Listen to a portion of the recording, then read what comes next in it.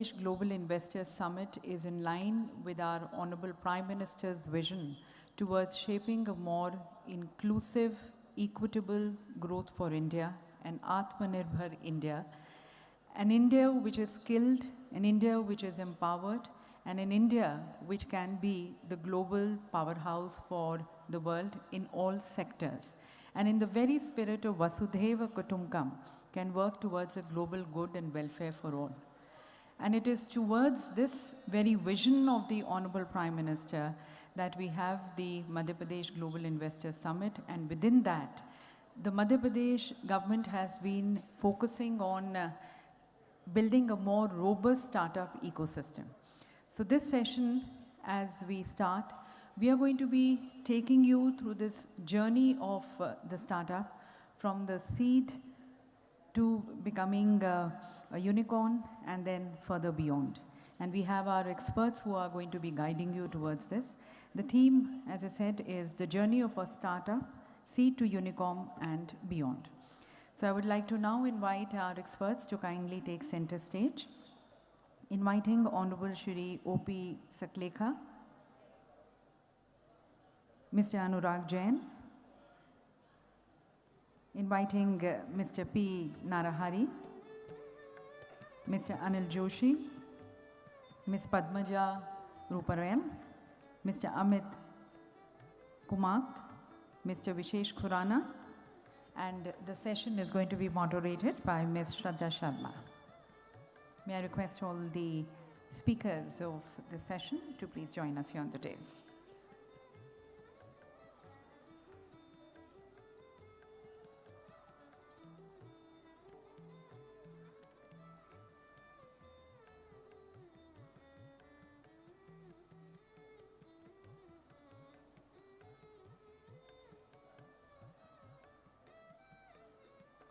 And as I mentioned to you, ladies and gentlemen, the government of Madhya Pradesh is working towards creating and building a more robust ecosystem for the startups.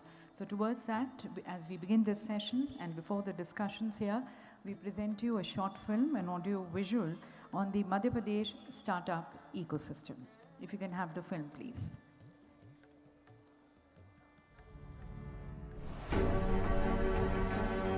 माननीय प्रधानमंत्री श्री नरेंद्र मोदी जी के मार्गदर्शन में लगातार उन्नति कर रहा हमारा भारत आज स्टार्टअप इकोसिस्टम में दुनिया का तीसरा सबसे बड़ा देश बन चुका है।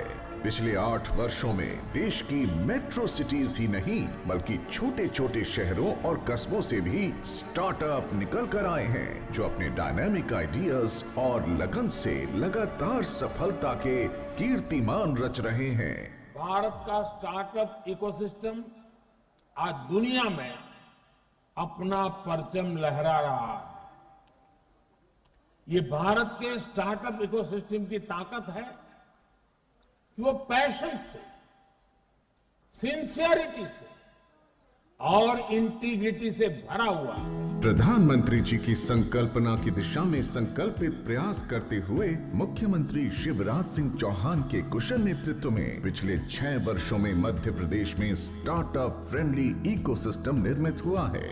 ये प्रदेश के सुदृढ़ इकोसिस्टम का ही परिणाम है कि आज स्टार्टअप्स केवल बड़े शहरों तक सीमित न होकर प्रदेश के कोने कोने में संचालित हो रहे हैं, जो आईटी, इंजीनियरिंग, डिजाइन और एग्रीकल्चर जैसे अनेक क्षेत्रों में कार्य कर रहे हैं। मध्य प्रदेश सरकार द्वारा स्टार्टअप उद्यमियों से लगातार चर्चा और देश की बेस्ट प्रैक्टिसेस के अध्ययन के बाद स्टार्टअप के लिए मध्य प्रदेश स्टार्टअप नीति एवं कार्यान्वयन योजना 2022 लागू की गई है। नीति में स्टार्टअप्स को विभिन्न स्तर पर सहायता देने का प्रावधान किया गया है। राज्य सरकार ने मध्य प्रदेश स्टार्टअप सेंटर की स्थापना की है, जिसमें प्रोफेशनल्स स्टार्टअप से जुड़े सभी विषयों पर स्टार्टअप की मदद कर रहे हैं। प्रदेश सरकार स्टार्टअप को फंड उपलब्ध कराने के लिए ऑल्टरनेटिव इन्वेस्टमेंट फंड की व्यवस्था कर रही है। स्कूल कॉलेज स्तर से ही युवाओं में उद्यमिता और नवाचार की भावना को विकसित करने का प्रयास भी कर रही है। प्रदेश सरकार द्वारा स्टार्टअप उद्यमियों एवं इससे जुड़े सभी स्टेक होल्डर्स को एक मंच पर लाने के लिए Madhya Pradesh startup portal launch किया गया है। जिसे भारत सरकार के स्टार्टअप पोर्टल से इंटीग्रेट किया गया है। नई स्टार्टअप नीति से प्रदेश के दूरस्थ अंचलों में उद्यमिता और नवाचार को बढ़ावा मिल रहा है। प्रदेश में महिला संचालित स्टार्टअप को बढ़ावा देने के लिए अतिरिक्त सहायता का भी प्रावधान किया गया है। प्रदेश में राज्य सरकार के प्रयास से 2590 से अधिक मान्यता प्राप्त स्टार्टअप संचालित हैं, जिनमें 1140 से अधिक स्टार्टअप महिला उद्यमियों के हैं। प्रधानमंत्री जी ने एक मंत्र दिया और वो मंत्र था आत्मनिर्भर भारत का मंत्र। आत्मनिर्भर भारत के लिए आत्मनिर्भर मध्य प्रदेश का निर्माण करेंगे, ये मेरा संकल्प भी है और ये हमारा सपना भी है। प्रदेश के स्टार्टअप राज्य में निर्मित इकोसिस्टम से लाभान्वित होकर आत्मनिर्भर बनते हुए यूनिकॉर्न बनने की राह पर चल पड़े हैं। So that, ladies and gentlemen, is a vision of the Honorable Chief Minister as we are shaping this robust startup ecosystem in the state of Madhya Pradesh towards making Madhya Pradesh more Atmanirbhar. With that, we begin with our discussions, and I would like to hand over to the moderator of the session, Ms. Shraddha Sharma. Shraddha Sharma is the founder and CEO of Your Story Media. Your Story is a globally recognized voice on anything to do with startups in India. Shraddha has played a central role in proliferating the digital India story far and wide. She has engaged with leaders from diverse realms and was featured on Fortune's list of the best 40 under 40 entrepreneurs in India for 3 years in a row.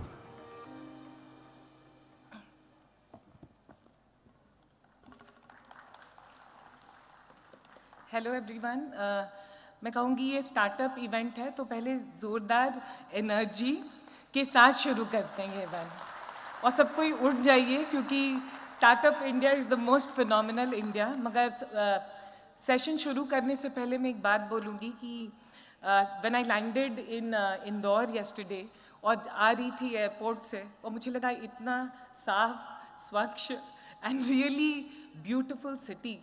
And we go across the world and we talk about different cities. But there is something like Madhya Pradesh and there is something like Indore. और मुझे लगा ये जो हम कहते हैं ना सारे जहाँ से अच्छा, मुझे लगा इंदौर सिटी हमारा. And I think we should have a great and a big round of applause कि हम यहाँ रहते हैं और मध्य प्रदेश है और इंदौर है. And there are such phenomenal startups. मुझे दिख रहे हैं कि America, I can go on. So many entrepreneurs who are sitting over here from this city, whom we should be very proud of. And I won't take much time and introduce you to some of the most very phenomenal speakers we have today. और हम उनसे सुनेंगे. मैं चाहूँगी कि stage पर आएँ Mr. P. Narahari. He's doing some commendable work for startups in Madhya Pradesh. Sir, please.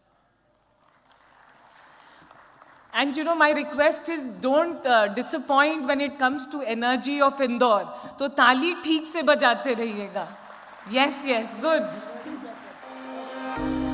Mr. P. Narahari joined the Indian Administrative Services in 2001 in the MP cadre. Presently, he is the Secretary and Industries Commissioner, Department of MSME, Government of Madhya Pradesh. As Secretary MSME, Mr. Narahari has been instrumental in the promotion of MSMEs in the state through various interventions. Mr. Narahari is a writer, having authored many books including Betiyan, The Making of Ladli Lakshmi Yojana and Swachh Indore. He is also a motivational speaker.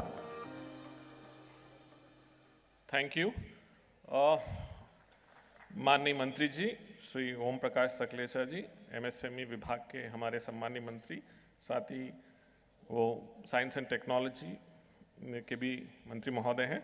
हमारे साथ Shri Anurag Jain sir हैं, secretary DP IIT government of India, हमारे ही मध्य प्रदेश के हमारे वरिष्ठ senior IAS officer हैं, और साथ ही मंच पर उपस्थित श्रद्धा और सभी panelist.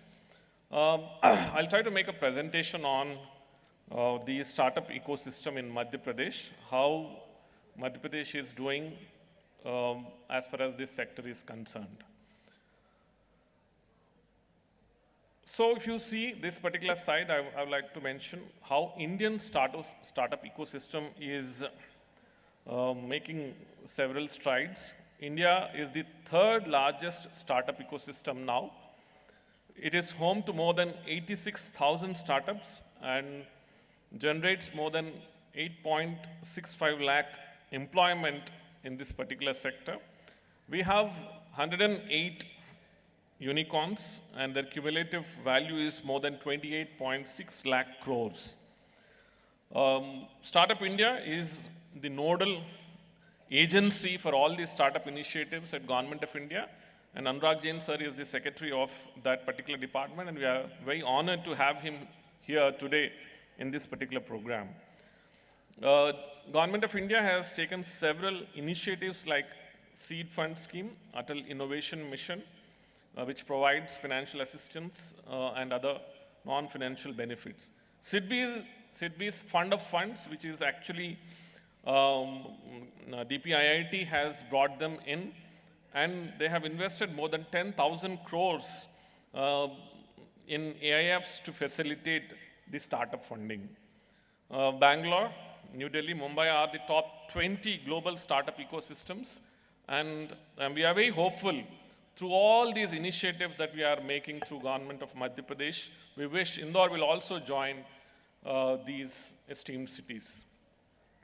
Now let's see what's the position of Madhya Pradesh startup ecosystem. We have more than 2,500 now, almost about 2,600 recognized startups. And we are very happy to say, when on 13th of May 2022 in this very hall, Honorable Prime Minister of India and Honorable Chief Minister of Madhya Pradesh and also Anurag Jain sir, Honorable Minister, when we launched our startup portal, we had about 1,940 startups, and now we have almost 2,600 startups.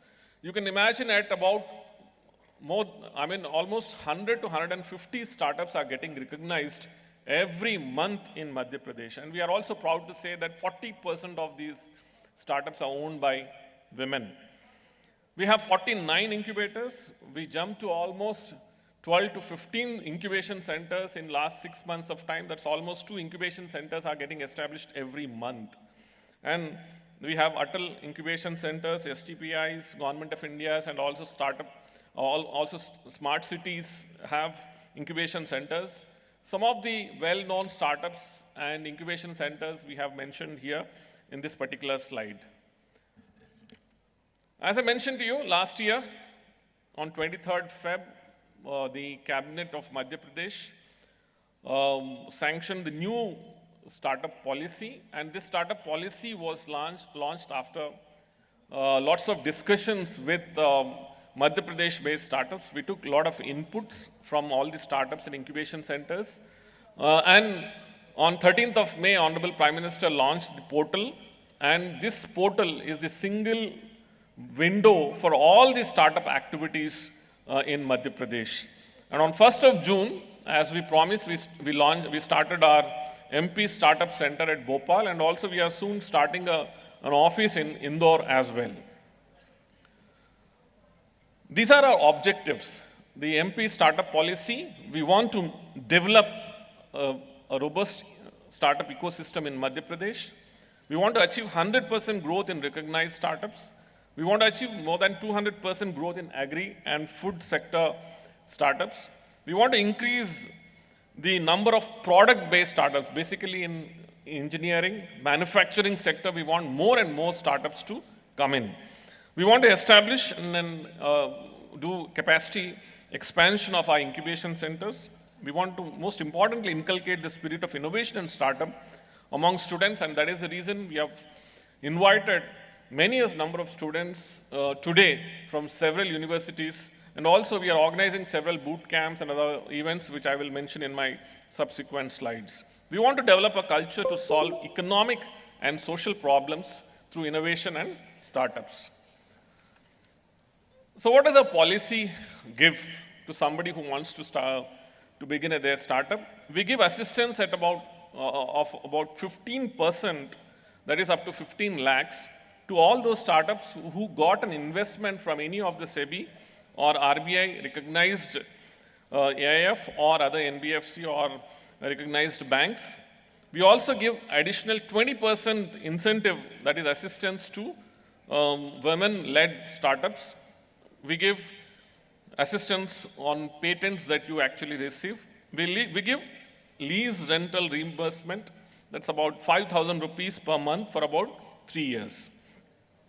And for product-based startups, we want, as I mentioned earlier, we want more and more startups to come in manufacturing, engineering sector, and that is why we give additional incentives in when it comes to product-based startups. We give exemption duty for 3 years from the date of connection. We give power tariff fixed about 5 rupees for 3 years. Employment generation assistance for about 5,000 rupees per month for 3 years for up to maximum of 25 employees. That means if a startup which is product-based, and if you are able to employ up to 25 in your 25 people in your startup, we'll give employment generation assistance also. We also reimburse on the skill development training that you give to these employees, and also we facilitate in concurrent licenses and consents. When it comes to incubation centers, we believe that incubation centers should also get similar kind of assistance, because most of these startups actually begin their journey in some or the other incubation center. So we give up to 5 lakhs grant to incubation center for those incubation centers who received incentive, for those startups who receive incentive in the previous slide that I mentioned to you. So if a startup is able to get assistance, the incubation centers will also be given assistance over and above what the startups have received. So we give event support also for up to 5 lakhs per event, a maximum of 20 lakhs. One-time assistance of about 5 lakhs for upgradation of your incubation capacity. That is, if you are, whatever be the number of whatever the number of seats that are available in a particular incubation center, if you are increasing up to 20%, we also give one-time assistance. And the most important thing which we are very proud to say, and that we mentioned in our on 13th of May in this very hall, was that we want to give support for all those startups, both product-oriented as well as service-oriented, a provision for procurement assistance. I mean, if you are, whatever the government of Madhya Pradesh whatever procurement is done, we have made provision in the store purchase rules of government of Madhya Pradesh, and this has been approved by the cabinet of Madhya Pradesh. And in this, for the startups, you need not give any security deposit when you actually participate in the tenders. And tenders for more than up to 1 crore of tender value, you need not have any experience also. There's an exemption from experience which has been given. And for tenders more than 1 crore, the concerned department who is floating those tenders may give similar kind of exemptions. And for service-based tenders, proof of concept will be accepted and work will be allotted on the basis of the proof of concept that you will submit. We have recently tied up with several TReDS platforms, and in order to minimize the liquidity crunch, we are trying to tie up most of the startups with the TReDS platforms. So in 6 months' time, this is our achievement. We have been able to increase 33% of our startups, recognized startups, 43% of our women-led startups increase. I'm comparing this from May last year. In 6 months' time after we launched our startup policy, about 32% increase in food and agri-based startups and 53% increase in incubators. And where is our growth? If you see the sector-wise growth of our startups, there is about 42% increase in renewable energy, 38% in green tech, healthcare and life sciences, 36%, food and beverages about 35%, automotive 28%, and another 28% in agriculture. As I mentioned to you, we have built a robust online portal, and this was launched by Honorable Prime Minister last year. And this is integrated. There's an API integration which has been done with Startup India portal. That means the Startup India portal, on which you have gone and registered yourself and got recognition, the same username password is integrated with our startup.mp.gov.in. So single sign-in is made available, and it's an API integration that has been done. All online process is made available for financial assistance. The policy that I've mentioned to you just now, if you want to access to our finance, our incentive packages, you just need to go to this portal and apply. No need to come to any of our offices for that. Mapping of incubators, mentoring investors, linking with investors, everything is done through this single portal. We have established our MP Startup Center, I mentioned to you, last year on 1st of June, and in the short period of 6 months' time, we have been able to connect more than 1,500 startups. We have provided 21.25 lakhs to 21 startups. So startups are already applying for assistance on our portal and they are receiving financial assistance. We have connected more than 100 startups with suitable incubators. We are doing boot camps, investors meets, and workshops. Our startups are able to raise capital. We have tied up with 5 alternative investment funds. 2 of the agreements have already been done. The rest are in the process. And we are sending a lot of these startups for funding events within the country and outside the country as well. We have sent some of our startups to Vietnam and Dubai as well. So our main job, the Startup Center main job, is to coordinate with various departments and ensure that startups don't have any issue and are able to tie up in the sectors that you are working with. So these are some of the funding stories of MP startups.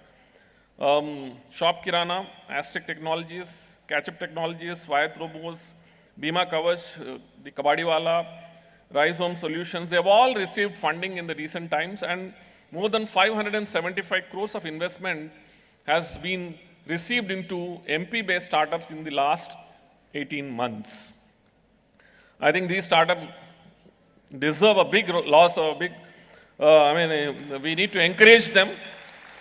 And some of our startups are sitting here amidst us, and way forward, we want to, as of now, from whatever ranking we are in, Government of India actually ranks all the states. We want to jump to the topmost category, at least minimum categories in next coming few months.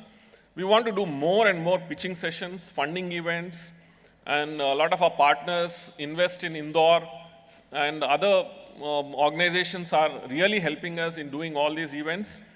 We want to ensure, today we have panelists also who are going to speak on this particular subject as to how better startups can be funded, what are the mechanisms, what are the various platforms through which we can actually do this linking. More and more startups should climb the ladder of success. We want to see to it that nobody, there's minimum failure or maximum of these startups actually achieve their success in the area wherever you're working in. We want to develop innovation culture, so we want to conduct more and more workshops, boot camps, and all those things. So I'm very hopeful that you have been able to go and see in the exhibition area. We have put up some of our best stalls in the exhibition area and the work they are able to do, and I'm also hopeful that you have been able to learn many a number of things through these startups.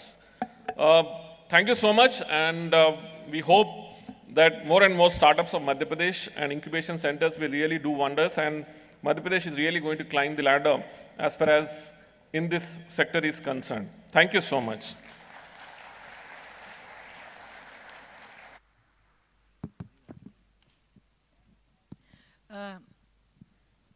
Narhari sir, मैं ये कहना चाहूँगी कि जो भी vision होता है वो एक्चुअल में ट्रांसलेट होता है when we have people who are mission driven to make it happen. And I want to congratulate कि 6 महीने में जो काम हुई है. But one of the things that all of you in this room, हर लोग इस रूम में अच्छा फील करें और strong फील करें that Madhya Pradesh is not only a very, very, as I said, very clean and a beautiful and a city to be very proud of. But one of the things that I picked up, क्योंकि काफ़ी equal state है, यहाँ पे sir ने बोला कि 40% startups जो हैं वो women led startups हैं. यानी कि हम सब यहाँ पे जो बैठे हुए हैं वो एक क्वालिटी और एक स्टैंडर्ड को मान रहे हैं, और जो कि इंडिया के लिए is a very strong and a very powerful thing, and I think all of us should be proud of, and not just the women but the men in the room for making this happen. अब इसके बाद ताली बजा दो, खुश हो जाओ, as a man, as a nation, as a country that we are, and Madhya Pradesh is setting that standard. It's very very commendable. अब इसके बाद मैं रिक्वेस्ट करूंगी one of the officials for whom I personally have deep respect. He walks the talk. He's from I don't know, from your state. अगर मैं कहूँगी कि कुछ गवर्नमेंट ऑफिशियल्स हैं जिनको मैं रैंक करती हूँ कि कितने दिल से ट्रांसफॉर्मेशन ही is committed his life to transforming, making things happen. And I am so happy that he is here with us. He is come here today to talk to all of us. I would request Anurag Jain sir to please take the stage. Mr. Anurag Jain is the Secretary, DPIIT, Government of India. An alumnus of IIT Kharagpur, Mr. Jain joined the Indian Administrative Services in 1989 and has since been closely associated with the conceptualization and implementation of key policy initiatives.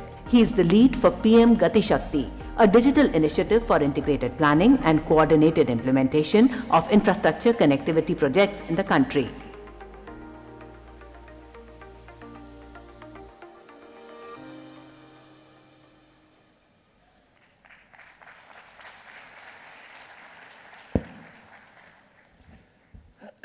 Thank you, Shraddha ji, for those kind words. I don't know, but thank you so much.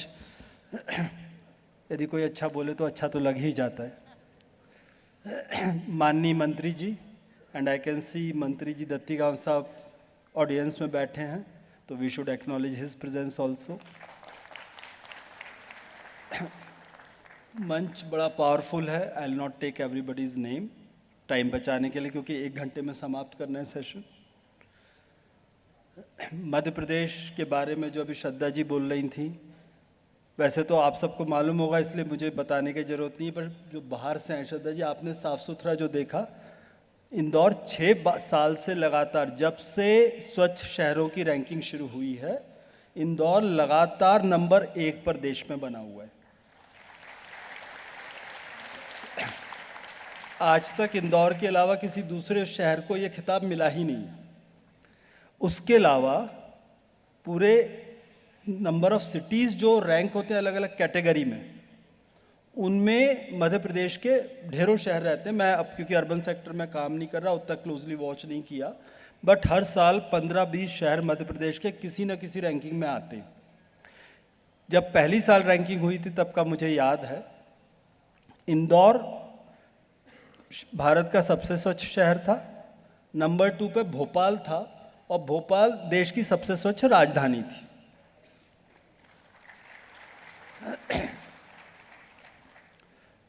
अब startup की बात कर लेते, जिस चीज़ का session है.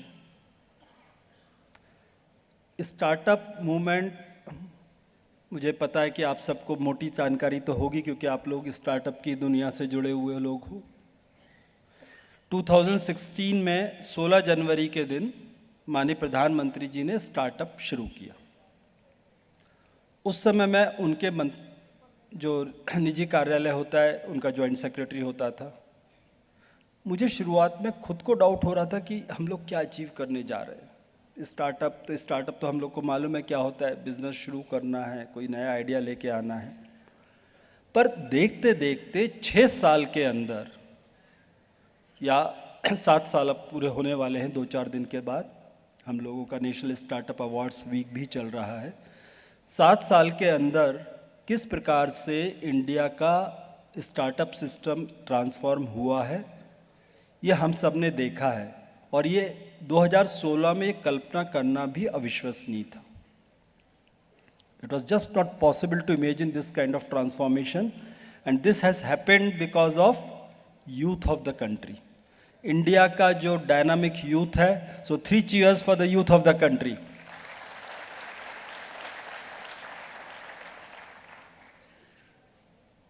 इन these 7 years, India's startup ecosystem जो है, बढ़ के दुनिया का 3rd लार्जेस्ट स्टार्टअप इकोसिस्टम बन चुका है already. It is still the fastest growing startup ecosystem anywhere in the world. It is growing faster than US and China, which are otherwise above us. इन 7 साल में we have got 87,000 startups registered with startup India. And incidentally introduction में PM Gati Shakti बताया, पर आज मुझे लगता है स्टार्टअप का बोलना चाहिए था। मेरे विभाग के कामों में number 1 of course is priority is PM Gati शक्ति। उसके बाद next is what when I count on my priorities is making ease of doing business for the country, and third is startups. These are the 3 most important priorities for me. Startup का nodal department Bharat सरकार में हमारा department है। हम लोग उसके लिए भाग्यशाली कि we work closely with the startup ecosystem in the country. In these 7 years startup third largest तो हुआ, but it has become very wide and deep. देश में 750 से कुछ ज़्यादा जिले हैं। 660 जिलों में स्टार्टअप रजिस्टर हो चुके। कोई ना कोई व्यक्ति इन जिलों का है जिसने स्टार्टअप रजिस्टर किया है, ऑलमोस्ट एवरीवेयर। सभी 36 स्टेट्स एंड यूटीज में स्टार्टअप का रजिस्ट्रेशन है। दैट शोज कि startup movement is really catching on. It has transform the country. मुझे ध्यान है कुछ साल पहले लोगों के फ़ोन आते थे कि हमारा बेटा पढ़ लिख गया है, इसको गाइड कर दीजिए जॉब कैसे लेना है। आज लोगों के फ़ोन आते हैं, इसको गाइड कर दीजिए स्टार्टअप कैसे चालू करना है। हम लोग जॉब मांगने वालों की जगह जॉब देने वाले यंग जनरेशन को पैदा कर रहे हैं। ये 7 साल में इंडिया की यंग जनरेशन का माइंड सेट कंप्लीटली चेंज हो गया। मुझे याद है जब 13 मई का उल्लेख नरहरी साहब कर रहे थे, उस दिन जब ये लॉन्च हुई थी मध्य प्रदेश की स्टार्टअप पॉलिसी, तो प्रोग्राम मैं भी आया था उस कार्यक्रम में, मुझे सौभाग्य मिला था। कार्यक्रम के बाद कुछ बच्चे लोग मुझसे बात कर रहे थे, कुछ सक्सेसफुल एंटरप्रेन्योर्स बात कर रहे थे। उनमें से एक बच्चे ने कहानी बताई थी, यहीं इंदौर के बच्चे ने, कि जब वो पढ़ के निकले तो उन्होंने कहना शुरू किया अपने पिताजी से कि मेरे को अपनी खुद की इंडस्ट्री खोलनी है। फर्स्ट जनरेशन थे।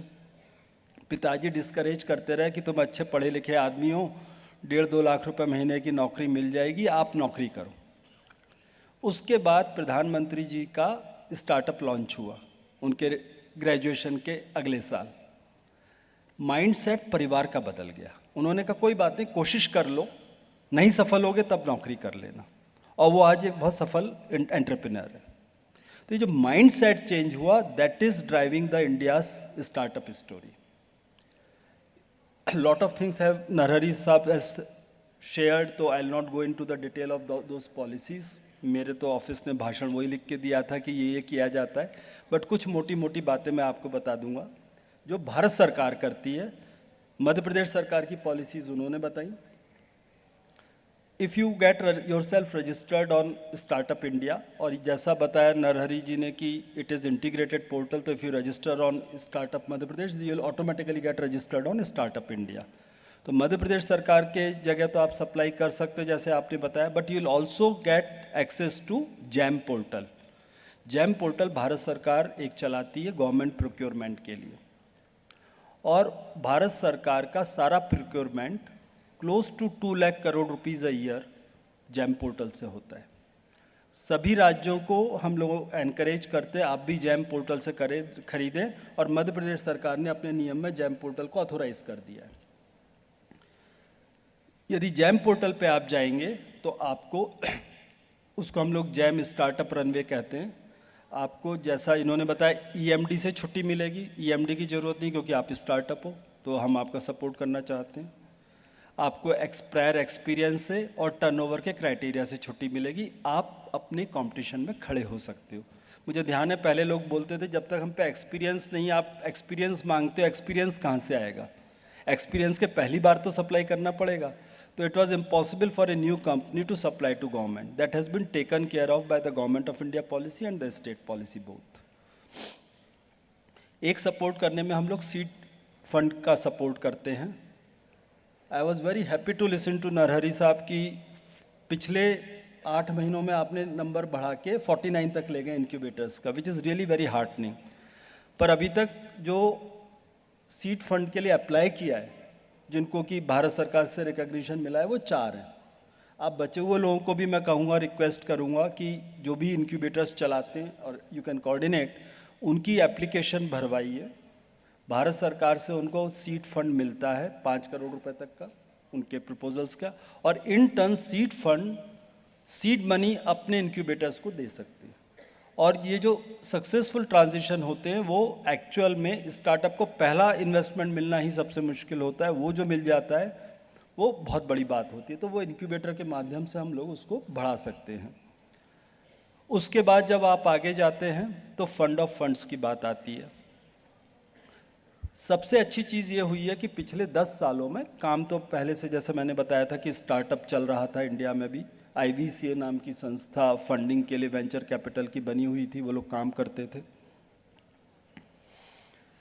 पर स्टार्टअप इकोसिस्टम बढ़ने के बाद इसमें काफ़ी तेज़ी से प्रगति हुई है। अब इंडिया का स्टार्टअप इकोसिस्टम बहुत तेज़ी से आगे बढ़ रहा है।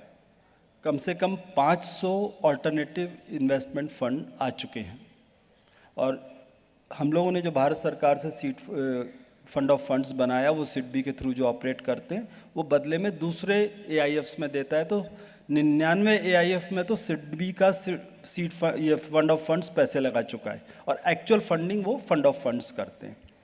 तो इसके थ्रू आप अपनी पिचिंग कर सकते हैं सिस्टम की। अभी इसके बारे में मैं आपको थोड़ा सा आगे जाके पोर्टल की बात जब करूंगा तो बता दूंगा। इसके अलावा हम लोग एक नेशनल स्टार्टअप अवार्ड्स चलाते हैं। अभी जो इस साल का अवार्ड के लिए अप्लाई करना है उसकी सूचना जारी होने वाली है, जनवरी के महीने में जारी होगी। आप लोगों में जो लोग भी अच्छा इनोवेटिव काम कर रहे हैं please apply for that. National startup award में काफ़ी एप्लीकेशंस आती हैं, हम लोग अलग अलग कैटेगरी में मिला के तकरीबन 150 से 200, नंबर फिक्स नहीं रहता, उनको फाइनलिस्ट डिक्लेयर करते हैं। फाइनलिस्ट में से करीब 50 लोग 45 लोग डिपेंडिंग ऑन कैटेगरी और क्वालिटी ऑफ पीपल हम लोग फाइनली स्टार्टअप अवार्ड देते हैं। पर even if you are a finalist, उसको हैंड होल्डिंग के लिए हम लोग पिकअप कर लेते हैं।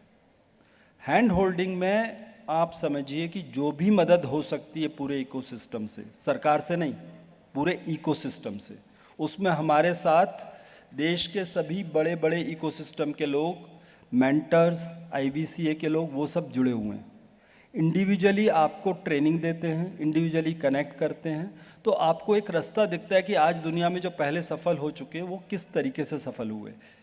Right from patent registration to everything आपको सपोर्ट करने का, कैसे आगे बढ़ाना चाहिए, आपकी मार्केटिंग स्ट्रेटेजी कैसी होनी चाहिए, टेक्नोलॉजी में यदि आपको कोई सपोर्ट मिल सकता है।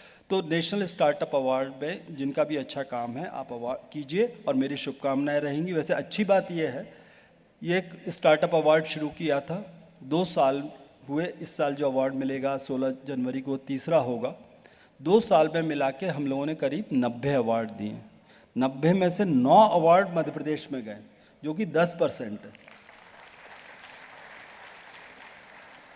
जब भी मैं देखता हूँ, तुलना करता हूँ, तो मेरा मानना होता है कि मध्य प्रदेश की पॉपुलेशन पूरे देश की करीब 6% होती है। तो यदि 6% से ज़्यादा है तो अच्छी परफॉर्मेंस है, और यहाँ 10% है। हालांकि शेयर और आगे बढ़ना चाहिए जब यहाँ जिस प्रकार का सपोर्ट सरकार कर रही है और जिस प्रकार का यूथ है। उसके अलावा एक फ़ायदा होता है कि आप लोग, उसके लिए कोई अवार्ड मिलना ज़रूरी नहीं है, आप बस स्टार्टअप रजिस्टर्ड हो तो उसके बाद आप लोग दर्ज कर सकते हो। वो है 80 IAC, इनकम टैक्स का 80 IAC का बेनिफिट। 80 IAC का बेनिफिट क्या होता है? उसके लिए एप्लीकेशन रजिस्ट्रेशन से थोड़ी सी और गंभीर होती है, उसमें एडिशनल जानकारी पूछी जाती है, क्योंकि वो हर किसी को आसानी से नहीं दे सकते।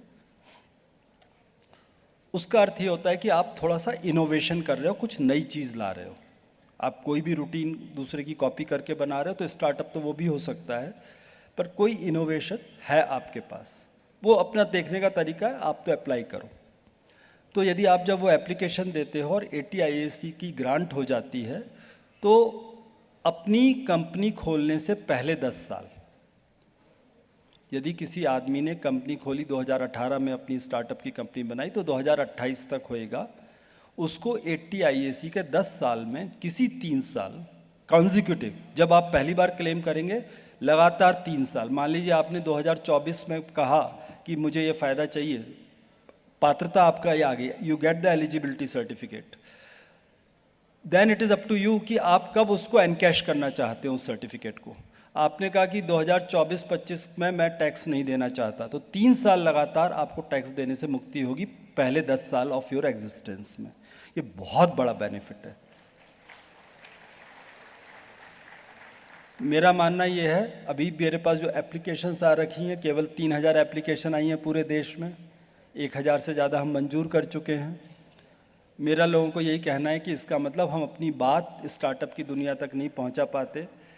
आज इस मंच के माध्यम से मैं चाहूँगा कि मध्य प्रदेश के सभी स्टार्टअप जो उस लेवल के आसपास तक आ चुके हैं कि प्रोडक्शन हो गया, आप देख रहे हैं कि हमारा फ़ायदा होगा, हमें इनकम टैक्स देना पड़ेगा, तो रजिस्ट्रेशन करना चाहिए। इसके लिए TIAC के लिए ग्रांट हो जाएगा, उसका एक पैनल बनी हुई है जो कि हमने प्राइवेट लोगों को ही साथ में इन्वॉल्व किया हुआ है जो उसको समझते हैं, और उनकी रिकमेंडेशन पर सरकार इशू करती है सर्टिफिकेट। एक दूसरा सर्टिफिकेट होता है, वो एक्चुअल में इससे पहले आना चाहिए था, 56 इनकम टैक्स एक्ट 56 में। आपको जब आप आगे बढ़ रहे होते हो तो आपको चाहिए फंडिंग। फंडिंग में जो एंजल इन्वेस्टर होता है, यदि आपकी कंपनी का वैल्यूएशन 25 करोड़ रुपए से कम तक है तो उसको एंजल टैक्स से मुक्ति मिलती है। 7000 से ज़्यादा स्टार्टअप देश में इसका फ़ायदा उठा चुके हैं। टैक्स से मुक्ति किसको मिलेगी? आपको नहीं, एंजल इन्वेस्टर को। पर यदि आपके नाम पर, मैं यदि एंजल इन्वेस्टर हूं और आपके पास 56 का सर्टिफिकेट है, तो ऑब्वियसली मैं आपको फंड पहले देने के लिए तैयार हूँगा, तो आपकी फंडिंग आसान हो जाएगी। तो इनकम टैक्स एक्ट 56 के तहत भी आप लोग आवेदन कीजिए। ये मोटे मोटे फ़ायदे मैंने भारत सरकार के गिनाए, स्टेट के नरहरी जी ने गिनाए, दोनों को साथ में मिला लीजिए। ये स्टार्टअप की सपोर्ट सरकार की तरफ से है। हम लोग इस समय we are in the process कि हम विज़न 2047 को ड्राफ्ट कर रहे हैं, भारत सरकार के सारे ऑफिसर्स मिलके under the guidance of honourable prime minister. When we look at the vision 2047 की इंडिया एट 75 से इंडिया एट 100, जो 75 साल का 75 से 100 साल की जर्नी होगी इंडिया की, विच वी कॉल आज़ादी का अमृत काल। ये एक ऐसा टाइम है जब इंडिया बहुत तेज़ी से ग्रो करने वाला है। If you have realized, there are geopolitical tensions in the world right now. There are problems of food, fuel, and fertilizer security in the world. World has started getting fragmented once again, but India is the most trusted partner for both the sides. That is how India's independent policies are fueling India's growth. Plus, given the fact that we are a vibrant democracy, which is very important, we have the democratic dividend. हमारी आबादी अभी भी young है, हमारी average 28.6 years है average age देश में, और अगले 25 साल भी ये 30 के नीचे रहने वाली है। तो we have the demographic dividend. हमारा यूथ स्किल्ड है, टेक्नोलॉजी की दुनिया में हम दुनिया में सबसे अग्रणी देशों में हैं, because we follow a technology की philosophy which is different from rest of the world. आप लोगों ने यदि ध्यान दिया हो या ना दिया हो मुझे मालूम नहीं, but I just draw your attention. आजकल एक नाम चलता है इंडिया स्टैक का, सुना है नाम इंडिया स्टैक का आप लोगों ने? कुछ लोगों ने ताली बजाई, बाकी लोगों ने इंडिया स्टैक का नाम नहीं सुना। हमारा आपने कभी पेमेंट सिस्टम देखा है? आप लोग UPI करते रहते हो और पता नहीं बार कोड स्कैन करो, ये सब करते रहते हो। आज से 8 साल पहले क्या था? आज की तारीख में मैं सिर्फ ये बताना चाहूँगा आप लोगों को, 8 साल पहले हम लोग डिजिटल पेमेंट में ना के बराबर थे। इस पे जब हम लोगों ने जनधन लाया, उसके साथ UPI को डिज़ाइन किया, आधार की स्ट्रक्चर को खड़ा किया, तो ये जो पेमेंट लेयर है, हमारी यूनिक आइडेंटिटी लेयर है, इसको इंडिया स्टैक कहा जाता है और उस पर हम आगे बिल्ड कर रहे हैं, वो मैं आपको शॉर्टली बताता हूँ। पर 2016 में जब हम कहीं नहीं थे, धीमे धीमे हमारा फाइनेंशियल ट्रांजैक्शन तेज़ी से बढ़ना शुरू हुआ, और धीमे धीमे करते करते इस 6 साल में इंडिया का payment system has grown to be the largest in the world. आज की तारीख में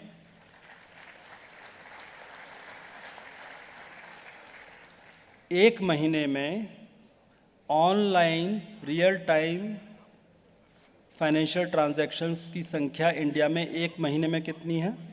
700 करोड़।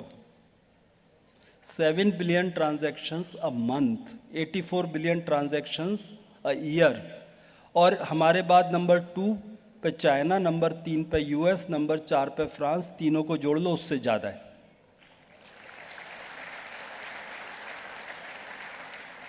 ये जो ट्रांसफॉर्मेशन टेक्नोलॉजी से हुआ, ये क्यों हुआ? हमने टेक्नोलॉजी को डेमोक्रेटाइज किया। यूपीआई जो है वो किसी को कहीं से कहीं अपनी बात कहने के लिए अलाउ करती है, किसी को किसी से ट्रांजैक्ट करती है। आप गूगल पे हो, आप व्हाट्सएप पे को पे कर सकते हो। दुनिया के किसी दूसरे देश में ऐसा नहीं होता। यदि आपको गूगल पे से पे करना है तो आपको गूगल पे वाले बंदे को ही पे कर सकते हो। हम गूगल पे से किसी बैंक अकाउंट में ट्रांसफ़र कर सकते हैं। ये पॉसिबल हुआ क्योंकि हमने टेक्नोलॉजी का डेमोक्रेटाइजेशन किया। इसी फिलॉसफी पे आगे बढ़ के हम लोगों ने नया काम कर रहे हैं। आपने नाम सुना होगा open network for digital commerce. वो ओपन नेटवर्क है जिस प्रकार से ये जितना ई कॉमर्स है सब क्लोज लूप प्लेटफॉर्म, जो प्लेटफॉर्म है वो भी हम लोगों ने डेमोक्रेटाइज किया है, वो ओपन प्लेटफॉर्म है। इसी प्रकार से यूलिप बना रहे हैं। तो ये टेक्नोलॉजी का जो डेमोक्रेटाइजेशन है उस वजह से स्टार्टअप को भी एक इनोवेशन मिल रहा है, प्लेटफॉर्म मिल रहा है। 2047 के विज़न के लिए हमारे 3 प्रमुख सोच रहते हैं: नॉलेज, इनोवेशन एंड सस्टेनेबिलिटी। ये 3 ड्राइवर्स ऑफ ग्रोथ होंगे और ये तीनों ही चीज़ों का सॉल्यूशन जो है वो स्टार्टअप देने में सक्षम है। सो स्टार्टअप्स को we look at as the drivers of growth in new India. So I wish startups who are here all the success, and I am also told कि यहाँ आज 1,500 नए कॉलेज के बच्चे बैठे हुए हैं। जो आप आगे जाओगे तो आप, I hope कि you go motivated and start your own startup. Thank you so much. Thank you so much, Anurag sir. It is very genuinely very inspiring listening to you, and I'm sure all of us have understood, because one of the big abilities that you have is to deconstruct हो क्या रहा है। तो thank you so much on behalf of all of us. अब मैं request करूंगी honourable minister mister OP Sakhlecha to please address us. Honorable Shri Om Prakash Saklecha ji is a cabinet minister in the government of Madhya Pradesh. His current portfolio includes departments of MSME and Science and Technology. He has served as the member of State Legislative Assembly for 4 consecutive terms from Jawat constituency in Neemuch district. Under his able leadership, both MSME and Science and Technology departments have embarked on a phenomenal growth trajectory. नमस्कार। Startup के इस session में इस सदन में विराजित मध्य प्रदेश शासन के वित्त मंत्री सम्माननीय जगदीश देवड़ा जी, अभी दत्ती गांव जी भी यहाँ बैठे थे।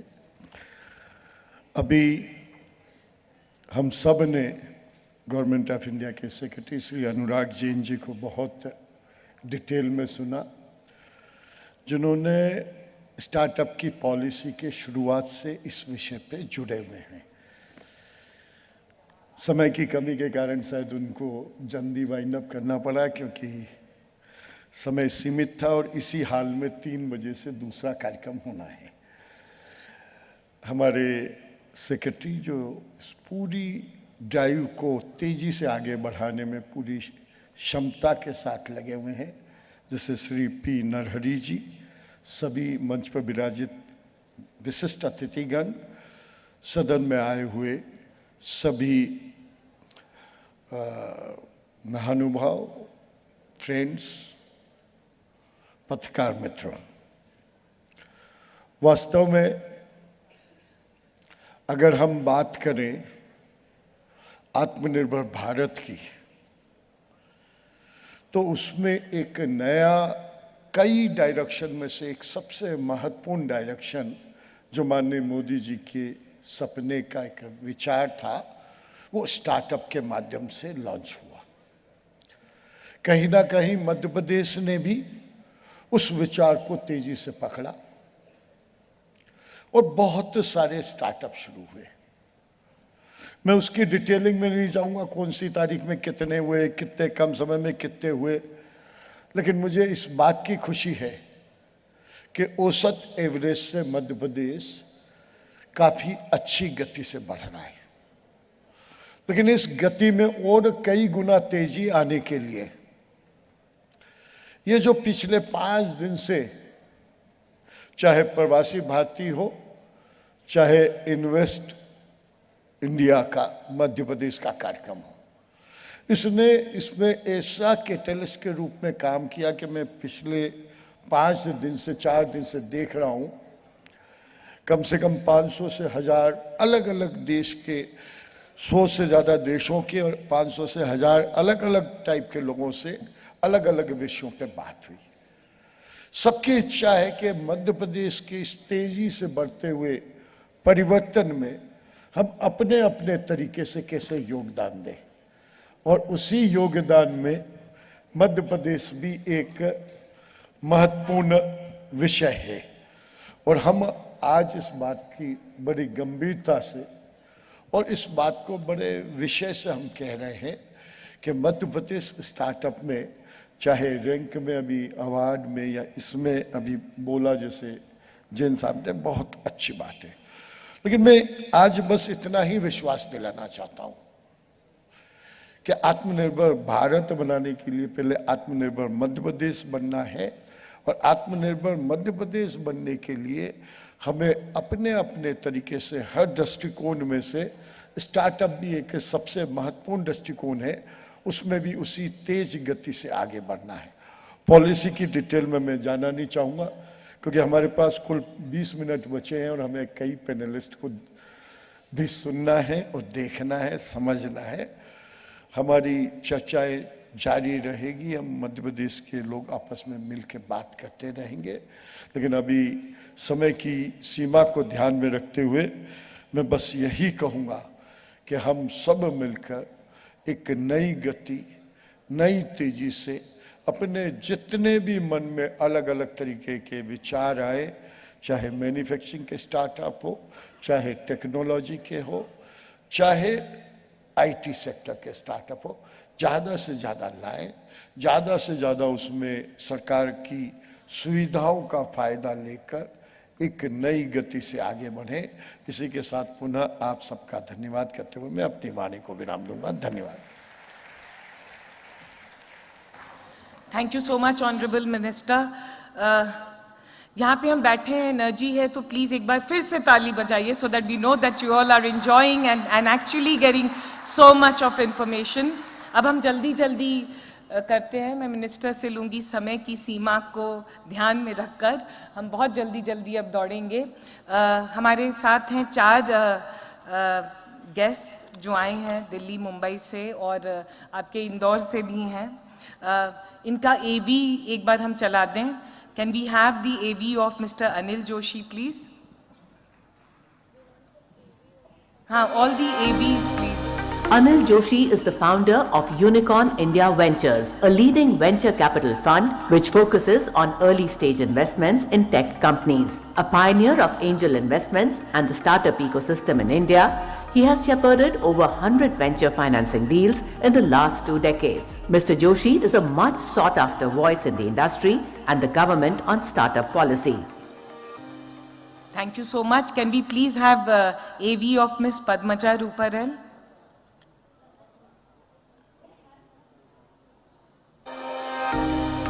Padmaja Ruparel is the co-founder of Indian Angel Network, India's first and one of the world's largest groups of business angels spread across the globe with close to 500 investors and a portfolio of 200 companies. A recipient of many awards, she has been recognized as one of the top 50 most powerful women in business by Fortune India for 4 years.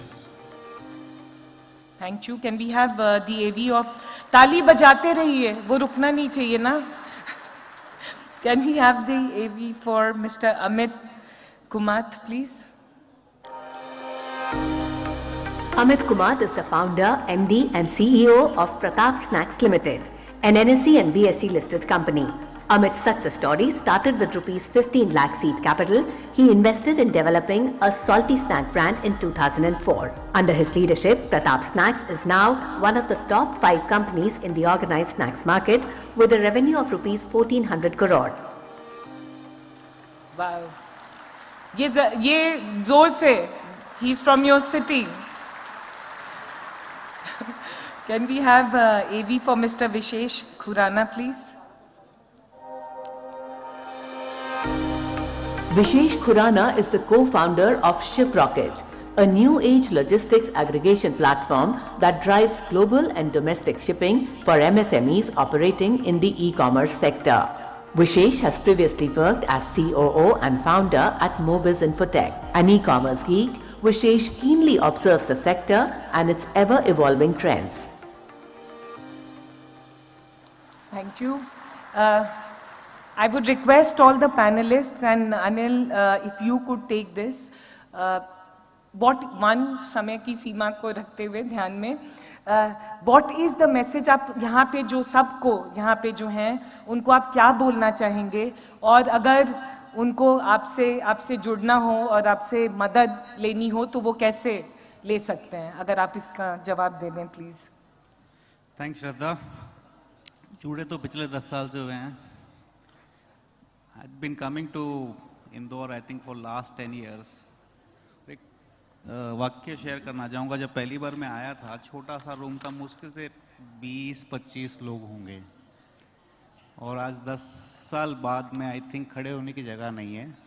गिनती तो नहीं कर पा रहा हूँ, but I think अंदाजन 2000 के ऊपर है. तो ये एक नया भारत है. 2 दिन पहले the leading publication wanted to know my views about tier 2, tier 3 cities में startups का क्या सीन है. I wish I could have shown this picture to them. But I think पिछले 10 साल में जो भी हमने डेवलपमेंट देखा, ऑफ कोर्स बैंगलोर है या फिर मुंबई या फिर दिल्ली NCR, हमने काफ़ी डेवलपमेंट, इनफैक्ट कैरियर जब शुरू किया तो यहीं इन्वेस्टमेंट्स होते थे. ये 3 सिटीज़ में ही हमारे शुरू में इन्वेस्टमेंट रहे. But I have, I'm proud to say that we have made one investment in MP. Shivpuri छोटा सा गांव है, वहाँ एक कंपनी रजिस्टर्ड थी, उसमें इन्वेस्टमेंट किया था. It's a different story that company couldn't do great, but tier 2, tier 3 cities में बहुत पोटेंशियल है. हमारा जो कंट्री का 100 यूनिकॉर्न है comes from a small city from Kerala, right? This is the power of small town and potential for startups. Amit ji कल dinner में मेरे को पूछ रहे थे कि मध्य प्रदेश से यूनिकॉर्न कब आएंगे. आई थिंक 10 साल से मैं काफ़ी डेवलपमेंट देख चुका हूँ, एंड आई एम कॉन्फिडेंट कि आने वाले 2 या 3 साल में we will have at least 3 unicorns from MP. And मुझे पूरा विश्वास है कि ये मेरा कॉन्फिडेंस आप लोग बरकरार रखेंगे. I think the kind of initiative जो अनुराग सर ने या फिर सेक्रेटरी सर ने बताएं, हमारे समय तो कुछ नहीं होता था. जब मैं कॉलेज से पास आउट हुआ तो बस यही देख रहे थे कि जॉब कहाँ मिल जाए, right? Those were the days when we had to search, we have to wait, we have to use influence. And today sir कह रहे हैं कि उनके पास रिक्वेस्ट आती है कि स्टार्टअप कैसे करें. चेंज हो गया है. तो message to you all, of course I was to share about seeding to IPO. Funding की तो कोई चिंता नहीं है. बहुत सारे लोग हैं जो आपको funding, in fact there are so many initiative and incentives from government, both state and central, without taking a single dime. आप आपका आई थिंक फलता फूलता एक स्टार्टअप बना सकते हैं. That's my believe. So I think go ahead, best of luck, happy fund raising and wish you all luck. Thank you. Thank you so much. Padmaja, what would you like to tell everyone in the room today? And if they want to connect, associate, what would you suggest? So first of all, thank you, Shraddha, and more importantly, thank you GIS platform for inviting me. It's really, really awesome to be here in Indore.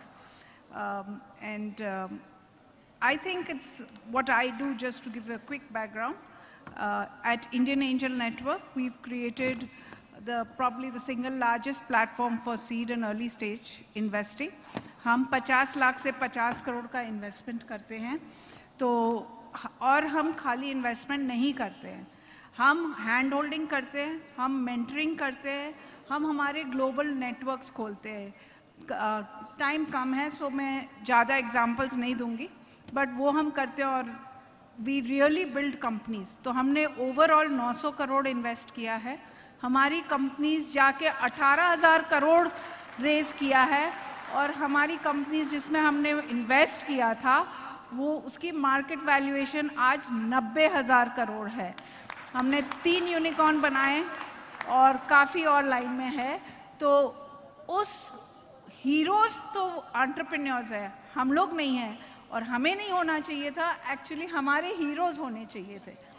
तो मेरा message यहाँ पे यही होगा कि यदि हमें startup ecosystem बनाना है जो हमारी दृढ़ता है, तो 3 लोग को साथ में काम करना पड़ेगा, एक गवर्नमेंट, एक एंटरप्रेन्योर्स जिसके बिना तो बन ही नहीं सकता है, और एक इन्वेस्टर्स।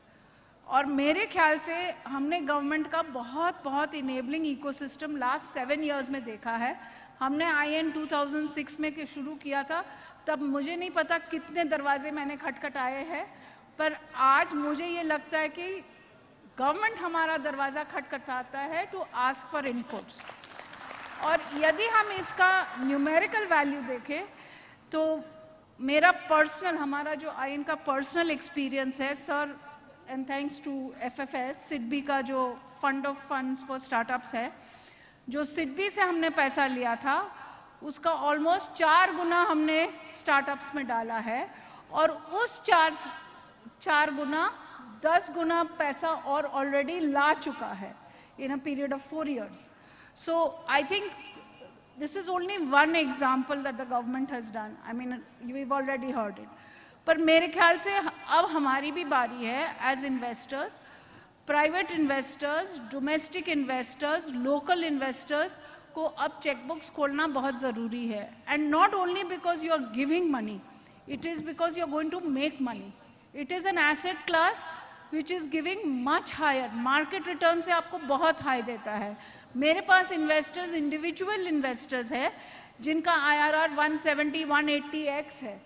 तो ये कैटेगरी, मैं ये बोलूँगी यहाँ पे जो इन्वेस्टर्स बैठे हैं, please start investing in startups if you are not. If you are not comfortable, invest with people who are running angel investor networks, and you're most welcome to come. And I'm very happy to bring IIN to Madhya Pradesh if we see that investors and entrepreneurs say, or invest in funds like ours, and there are other funds in the system. So बिना investors entrepreneurs नहीं grow करते, और बिना entrepreneurs investors नहीं करते. Talent and funding is very important. And the last piece, but the most important, are the heroes out there. I think what I'm seeing in Madhya Pradesh, we are seeing very many successful startups which have grown. If you look at, here, Shiprocket is sitting here, Kimirika is there, Shop Kirana is there. These are all your icons. Please, first of all, celebrate them, and many more. आप लोग please startup को first option of career करिए, risk लीजिए, देखिए बनेगा। क्योंकि यदि हम लोग सब मिलके स्टार्टअप इकोसिस्टम को नहीं बनाते हैं और हम जॉब्स क्रिएट नहीं करते हैं, तो हम एक और इंडस्ट्री खड़ी करेंगे, and that is terrorism, which none of us want to do. So let's jointly work together to create wealth, value, jobs, and become a global leader. समय की सीमा हम बहुत ज़्यादा आगे बढ़ गए, सो अमित जी आपको 2 मिनट में बोलना होगा, और विशेष तुम्हें 1 मिनट में बोलना होगा, जल्दी जल्दी। ओके, बस मुझे जो 1500 एंटरप्रेन्योर बैठे हैं यहाँ पे, भावी एंटरप्रेन्योर से ये कहना है कि इससे अच्छा समय कभी हिंदुस्तान के इतिहास में नहीं आया है। कुछ भी स्टार्टअप करना है तो is the best time available. Central government और MP गवर्नमेंट जितनी फैसिलिटीज और जो सपोर्ट कर रहे हैं, सपने में भी पूरी दुनिया में और कहीं नहीं सोचा जा सकता है। अपने ड्रीम्स को आगे बढ़ाइए, कृपया नौकरी करने के मत सोचिए, डेफिनेटली कोई स्टार्टअप करिए, and we are all there here to support you. Thank you.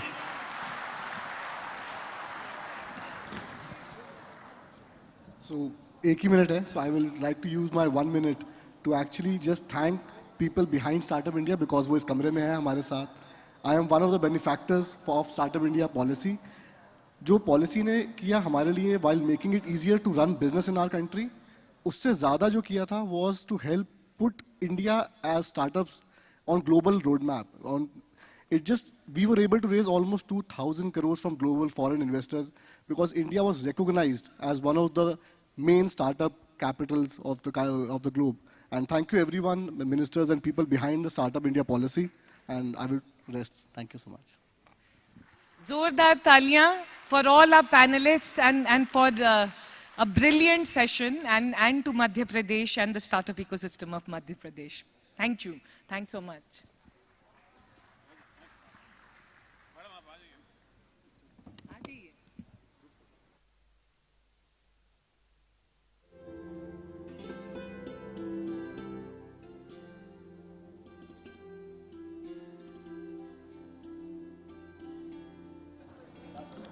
Check. So thank you to our panelists, thank you to the Honorable Minister, thanking them for sharing greater insight.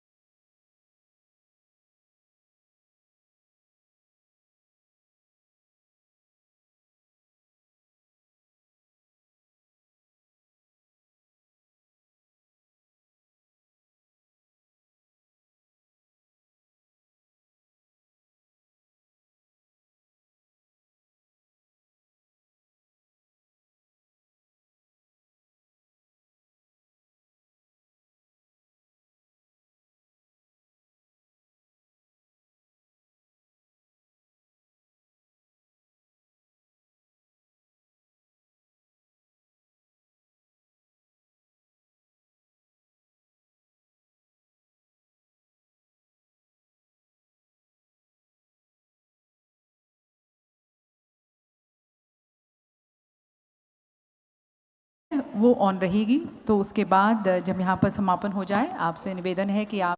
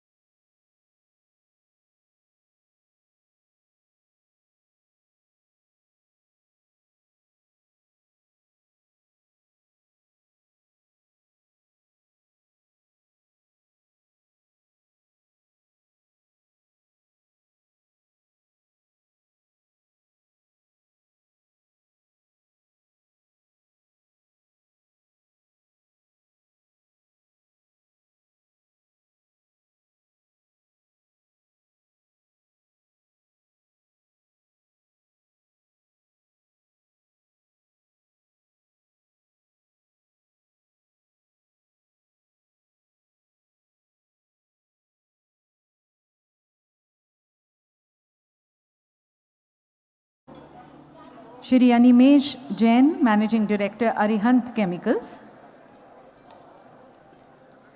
Shri Saurabh Mehta, Managing Director, Kriti Industries. Shri Amitava Sengupta, CEO, Think Gas. Shri Ajit Saxena, Chairman and Managing Director, M-Oil.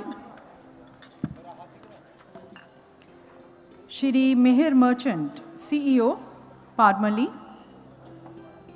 If I can just request our representatives also to please guide the dignitaries here on the dais, जिनके नाम बुलाए जा रहे हैं. Shri Kirti Baheti, Managing Director, Yash Technologies. Shri Siddharth Sethi, Managing Director, Infobeams. Shri Anurag Srivastava, Managing Director of NetLink. Shri Praveen Kankaria, Managing Director, Impetus. Shri Yaskar Chaudhary, Managing Director, Pratibha Syntex. Shri Dilip Suryavanshi, Chairman and Managing Director of Dilip Buildcon. May I also request His Excellency Hans Jacob Fredendlung, the Honorable Ambassador of Norway, to please grace the dais. His Excellency Majid Alne Khalvi, the Honorable Deputy Chief of Mission, UAE.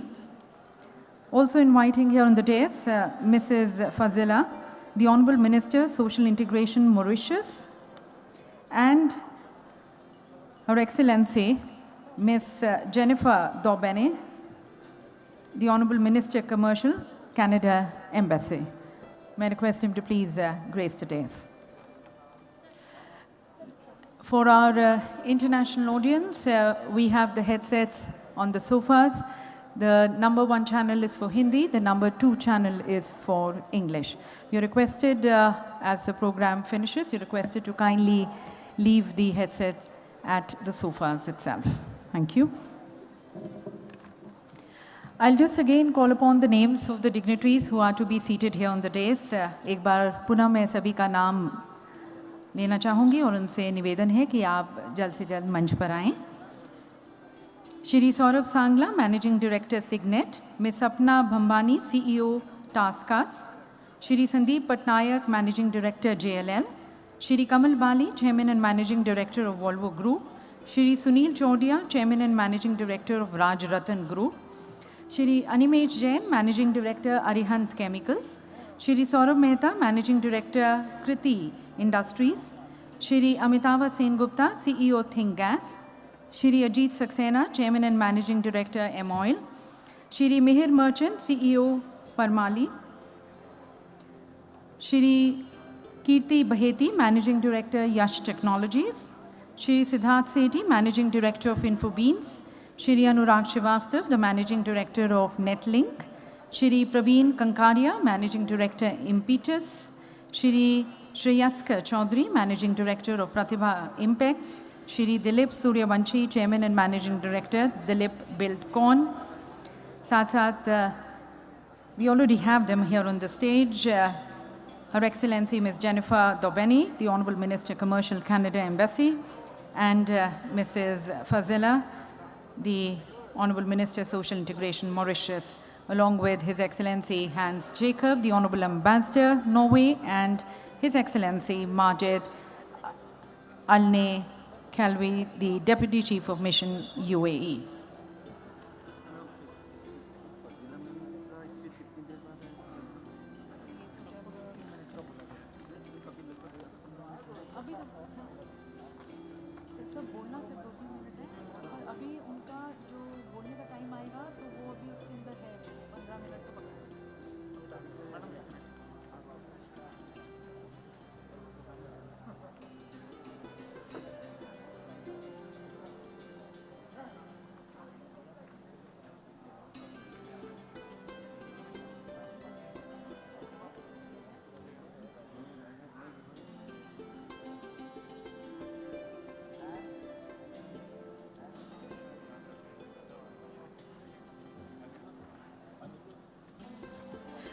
और मंच पर हमारे सभी मंचासीन अतिथिगण का स्वागत करते हुए हमारे माननीय औद्योगिक नीति एवं निवेश प्रोत्साहन मंत्री श्री राजवर्धन सिंह दत्तीगांव जी अंगवस्त्रम भेंट कर उन सभी का आदर सत्कार करते हुए हमारे माननीय मंत्री जी।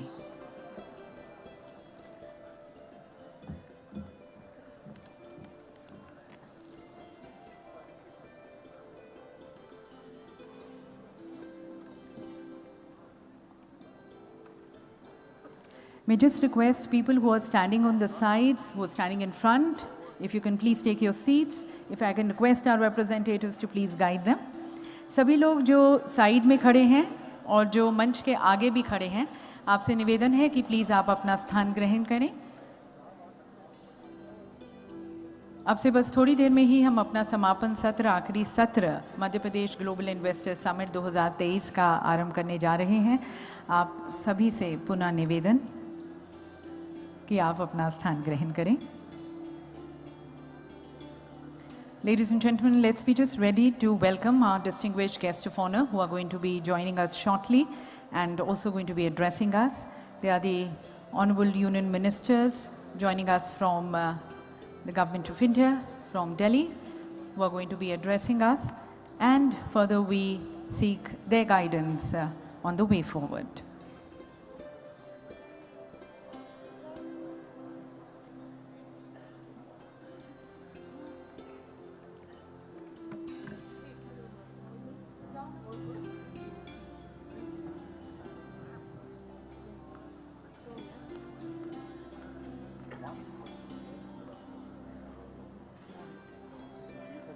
May I request Ms. Sapna Bhambani, ma'am, if you're there in the hall, you're requested to kindly join us here on the stage. Ms. Sapna Bhambani, यदि आप यहाँ पर सभागार में हैं, आपसे निवेदन है कि आप प्लीज़ मंच पर आएं। उनके कोई रिप्रेजेंटेटिव्स यहाँ पर हैं, यदि आप उन्हें फ़ोन कर या गाइड कर दें यहाँ पर आने के लिए।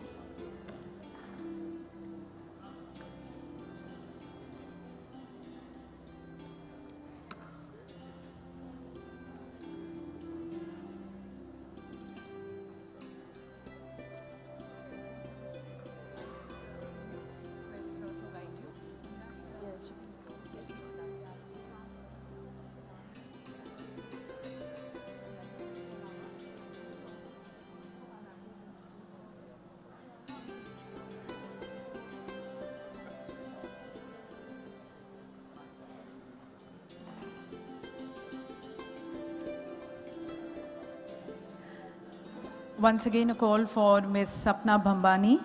May I request you, ma'am, to please be joining us, the CEO of TaskUs. You are our distinguished guest here on the dais.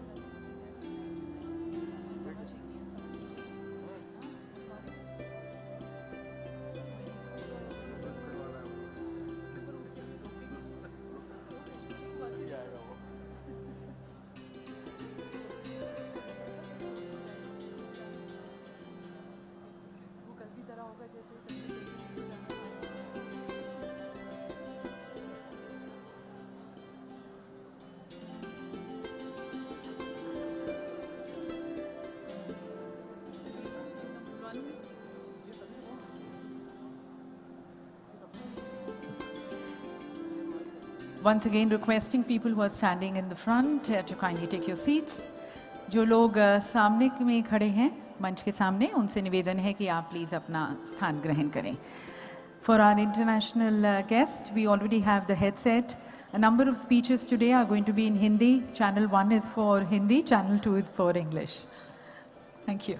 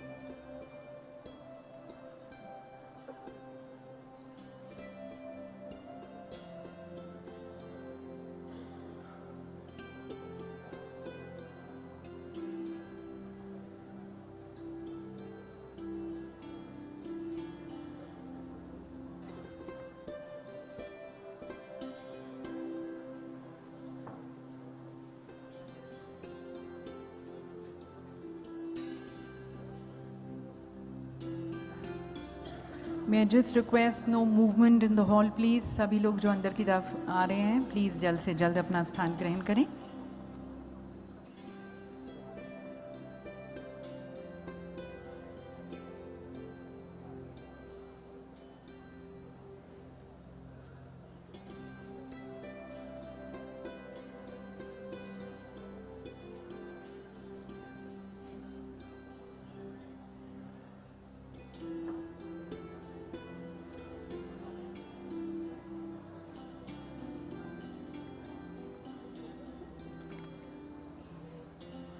देवीय सज्जनों, आप सभी की जोरदार तालियों के बीच अति सम्मान पूर्वक स्वागत करते हैं विकास पुरुष, आसक्ति रहित होकर जनहित में अपना सभी कर्म करने वाले हमारे माननीय मुख्यमंत्री माननीय श्री शिवराज सिंह चौहान जी का, और हमारे समापन सत्र के विशेष अतिथिगण का श्री नरेंद्र सिंह तोमर जी का, माननीय केंद्रीय कृषि एवं किसान कल्याण मंत्री. स्वागत है श्री ज्योतिरादित्य सिंधिया जी का, माननीय केंद्रीय नागरिक उड्डयन और इस्पात मंत्री. स्वागत है डॉक्टर वीरेंद्र कुमार खटीक जी का, माननीय केंद्रीय सामाजिक न्याय और अधिकारिता मंत्री, और श्री फगन सिंह कुलस्ते जी का, हमारे माननीय केंद्रीय ग्रामीण विकास व इस्पात राज्य मंत्री का. और एक्सेलेंसीज, लेडीज एंड जेंटलमैन, इस सभागार में उपस्थित आप सभी का भी हार्दिक स्वागत, अभिनंदन हमारे Madhya Pradesh global investor summit 2023 के समापन सत्र में, हमारे वे फॉरवर्ड सेशन में. देवी सज्जनों, कल जब हमने अपना सत्र आरंभ किया, उद्घाटन सत्र आरंभ किया, तब हमें माननीय प्रधानमंत्री जी का आशीर्वाद और उनका मार्गदर्शन मिला. माननीय प्रधानमंत्री जी ने कहा कि मध्य प्रदेश आज अजब भी है, गजब भी है और सजग भी है.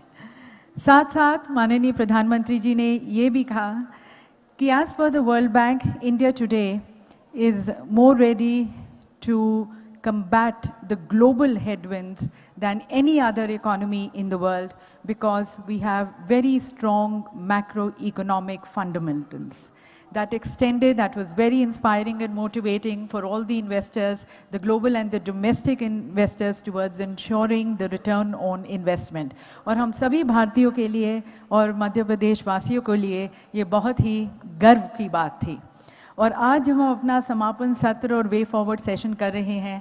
हम सभी का फिर से अहोभाग्य है कि हमारे साथ हमारे माननीय अतिथिगण हैं, माननीय मंत्रीगण हैं, वो सभी जिनका मध्य प्रदेश के साथ भी एक बहुत ही राजनीतिक, पारिवारिक और भावनात्मक रिश्ता रहा है. और अतिथि देवो भव के भाव से पुनः माननीय मुख्यमंत्री जी उनका स्वयं स्वागत करना चाहेंगे. उनको अंग वस्त्रम भेंट कर। तो मैं माननीय मुख्यमंत्री जी से निवेदन करती हूँ कि वे स्वागत करें श्री नरेंद्र सिंह तोमर जी का। एंड मैं also request you to please join us as the honourable chief minister extends his greetings and felicitates Shri Narendra Singh Tomar ji, the Honorable Union Minister of Agriculture and Farmers Welfare. Welcoming Shri Jyotiraditya Scindia ji, the Honorable Union Minister for Civil Aviation and Steel. Our greetings to Dr. Virendra Singh Khatik ji, to Shri Fagan Singh Kulaste ji.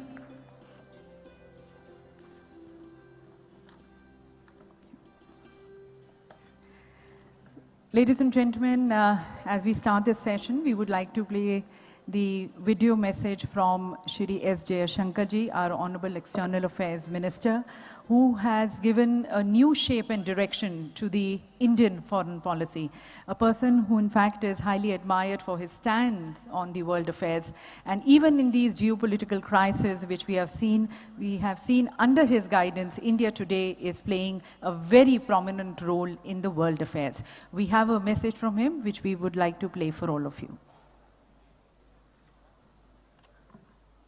It is a great pleasure to join you all at the Madhya Pradesh Global Investors Summit. I was myself in Indore till yesterday and can very well understand your impressions and sentiment about India's cleanest city. While many would naturally see this as a reflection of social awareness, let me cite it as a deep testament to the quality of governance as well. And I know that for investors anywhere, it is the delivery on the ground to which they give the greatest attention when it comes to making choices. Those of you who are coming to India after a gap will, of course, attest to the transformation underway. But for even those who live in India itself, our evaluations are necessarily competitive. In a diverse and plural society, the Modi government encourages competitive federalism. We would like the state governments to vie with each other in making themselves attractive as an investment destination. And it is not just Indore, but the larger picture in Madhya Pradesh that you will find exciting. I will, of course, leave it to the Chief Minister and his colleagues to dwell further on this issue. They will no doubt speak of the high growth rate, the rapid infrastructure progress, and the remarkable agro-export performance, amongst others. On my part, allow me to present your investment decisions in terms of a larger global picture. The world emerging from the COVID pandemic is a fundamentally different one. We have all realized the importance of more reliable and resilient supply chains. Equally, there is a concern about the vulnerabilities resulting from excessively high dependence on limited geographies. The big trend in the world is to de-risk the global economy from pandemics, from conflicts, from climate events, and from other disruptions. And the solution there is to diversify manufacturing, production, and services. It is precisely in that quest that many of you are here at this event. There are also important data and technology facets to this challenge. Just as we seek reliability in supply chains, we also value trust and transparency in the digital domain. This also applies to respect for rules and adherence to contracts. When it comes to technology, there is a growing realization both about the talent of India's human resources and benefits of collaboration with our companies. In a knowledge economy, human resources will become more crucial with each passing day. This may be expressed in mobility, but equally in friend-shoring and trust-shoring. The Modi government has initiated a set of reforms in associated fields that start from health and nutrition and extend to education, skill development, and innovation. In recent times, India's startups, contract engineering, and industrial manufacturing have all kept pace with each other as a consequence. My message to you is therefore this: evaluate objectively the changes in India, including in the state of Madhya Pradesh. Please note how much easier we have made it to do business. Do appreciate the extent to which we have enhanced ease of living. Assess as well the improvements in governance and the effectiveness of digital delivery. Most of all, feel the buzz and sense the optimism in a world that can look so challenging at times. This, ladies and gentlemen, is surely the place to invest, the time to invest, and the partner to invest. I thank you and wish you all a productive deliberation. We thank Shri S. Jaishankar ji for his way forward address, guiding the investors that this is the time for India. Many opportunities coming in, and see for yourself and invest in India. We thank him. And ladies and gentlemen, we have just now been joined by Dr. Virendra Kumar Khatik ji, हमारे माननीय केंद्रीय सामाजिक न्याय और अधिकारिता मंत्री. उनका भी हम स्वागत करते हैं आप सभी की तालियों के साथ, और माननीय मुख्यमंत्री जी उन्हें अंगवस्त्र भेंट कर उनका अभिवादन करते हुए. देवी सज्जनों, आप सभी साक्षी हैं Madhya Pradesh global investor summit 2023 की सफलता की तरफ. आपने देखा है कि माननीय मुख्यमंत्री जी ने he has left no stone unturned towards the success of this summit and making everyone feel comfortable. But then we would like to hear from our dignitaries also here on the dais their experiences. So would like to first request and invite Ms. Jennifer Dobney, the Honorable Minister Commercial, Canada Embassy, to kindly share her experience.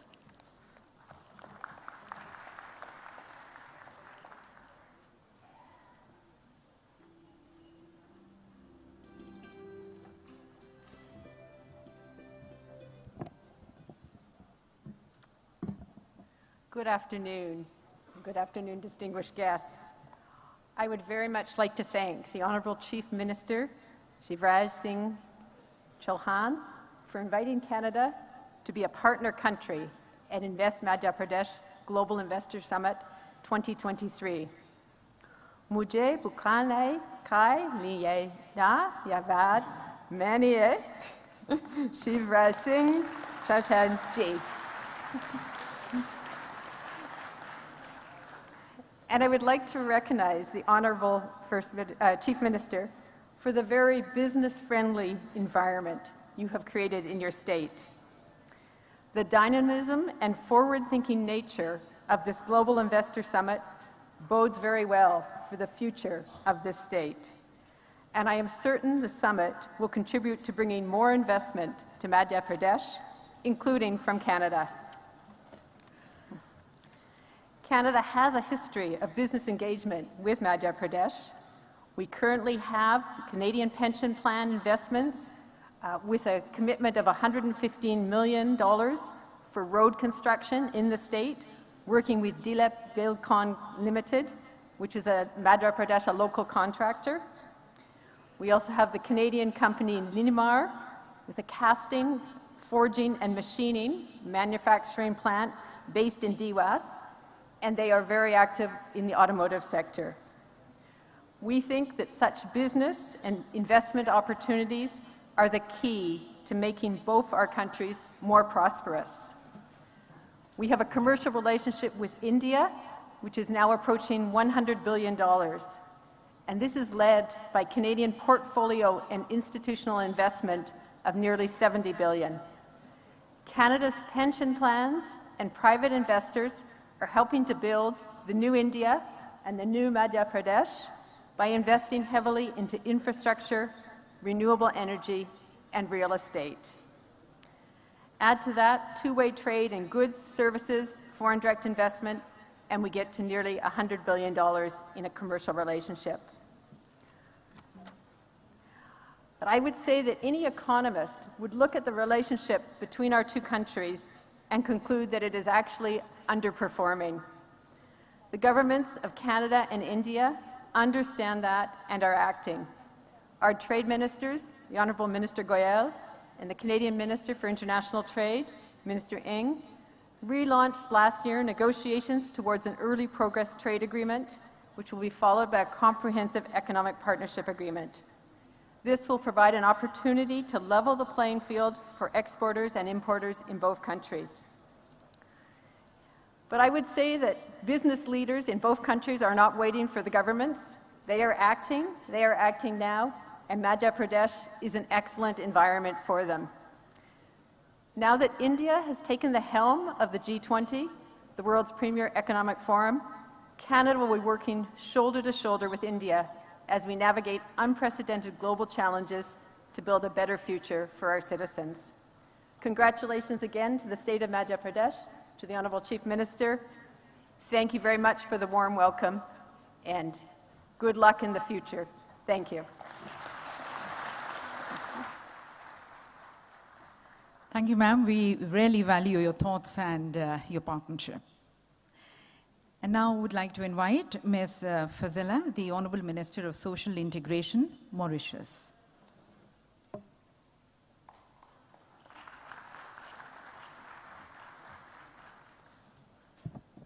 Thank you, Madam.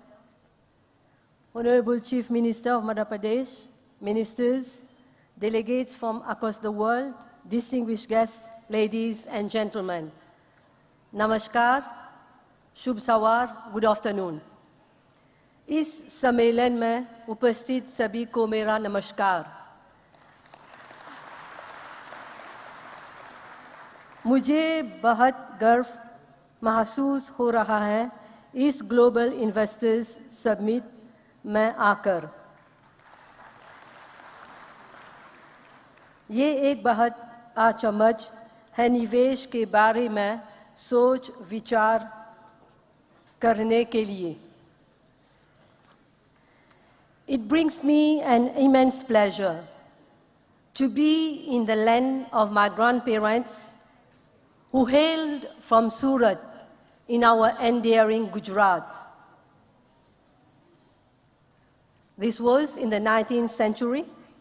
It was a time when many Gujaratis were seeking a better opportunity and a brighter future in other faraway lands, such as South Africa, Madagascar, Réunion Island, and of course Mauritius as well.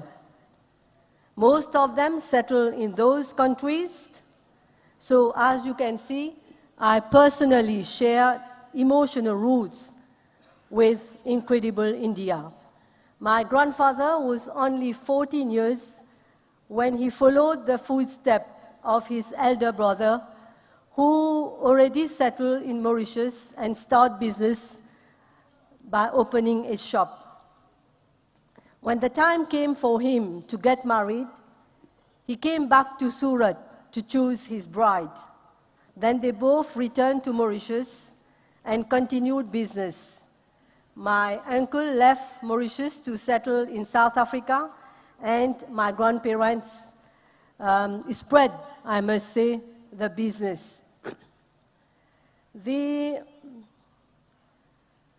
greatest legacy my grandparents passed on to us is a legacy of values, and I must say a demonstration of courage, patience, and perseverance in the face of challenges.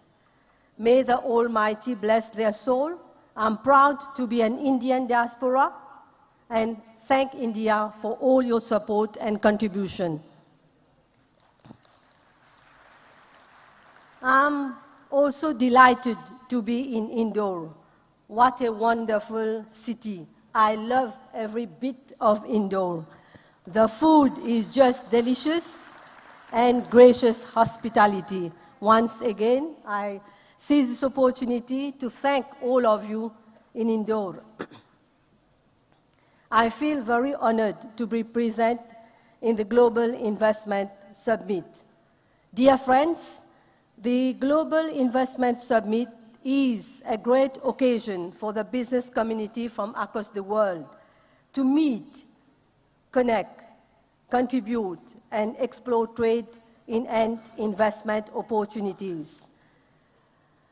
India and Mauritius share a very special bond. So much of Mauritian history, heritage, traditions, and culture find their roots in the magnificent Republic of India. The ancestors of many Mauritians came from the Republic of India. I think 70% of the population. The Global Investors Summit, the focus of which is to see how investors around the globe can position themselves to manage risk and capture future opportunities, in particular, opportunities in the vibrant India. I express my deepest appreciation for all the panelists who have shared the valuable insight in their respective investment areas. These insights are all the more relevant given the extremely difficult global economic context. Over the years, India has emerged as one of the fastest growing economies in the world. It now offers a growing and thriving environment for investment, both domestic and foreign. India is among the very few countries who have successfully countered the fiscal challenges caused by the COVID-19 and its aftermath and the war between Russia and Ukraine. The current economic landscape could not have been gloomier. Global inflation has increased to unprecedented levels. Aggressive, prolonged tightening of monetary policies by central banks to curb inflation has further affected global demand and investment. However, both the Republic of India and Mauritius have managed to navigate through the risk and volatilities in our financial markets in these challenging times. The current context has given rise to major challenges, but it has also brought about new opportunities. In an effort to counter the current economic context, India has maximized investment in infrastructure, the digital economy, and other economic reforms. Thanks to these strong policies taken by your government, India is in a better position to recover from the aftermath of the pandemic. India's efforts to build an innovative and prosperous economy have been well highlighted by speakers at this high-level conference. India is ranked #1 in smartphone data consumption, global fintech, the IT BPM outsourcing distribution. India is also the world's third largest aviation and automobile market. At this point, I wish to commend the motivational and dynamic speech by your Prime Minister Narendra Modi ji yesterday virtually. The Prime Minister highlighted that the International Monetary Fund sees India as a bright spot in the global economy. The World Bank has also expressed that India is in a better position to deal with global headwinds than many other countries. As pointed out by Narendra Modi ji, India's economic success is the result of a strong democracy, young demography, and, of course, political stability. Our presence at this global platform is testimony to the trust that the international business community has in India as an international financial hub.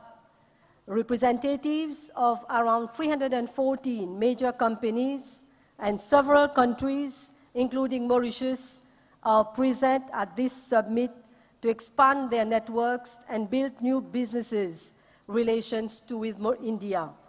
I would like to seize this opportunity to highlight that Mauritius is also an unparalleled, well-regulated and transparent international financial sector.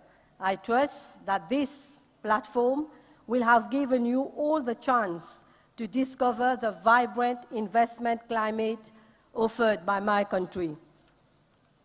Leveraging on state-of-the-art infrastructure, modern and innovative legal framework, and ease of doing business regime, the Mauritius International Financial Center offers a panoply of competitive financial products and services, including private banking, global business, limited liability companies, protected cell companies, trust and foundation, insurance and reinsurance, investment banking, global headquarter administrations, just to give you some example.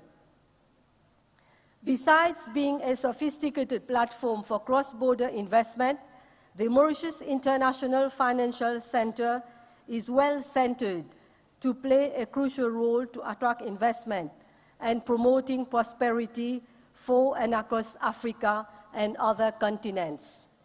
I would be remiss not to mention the close and long-standing business ties between the Republic of India and the Republic of Mauritius.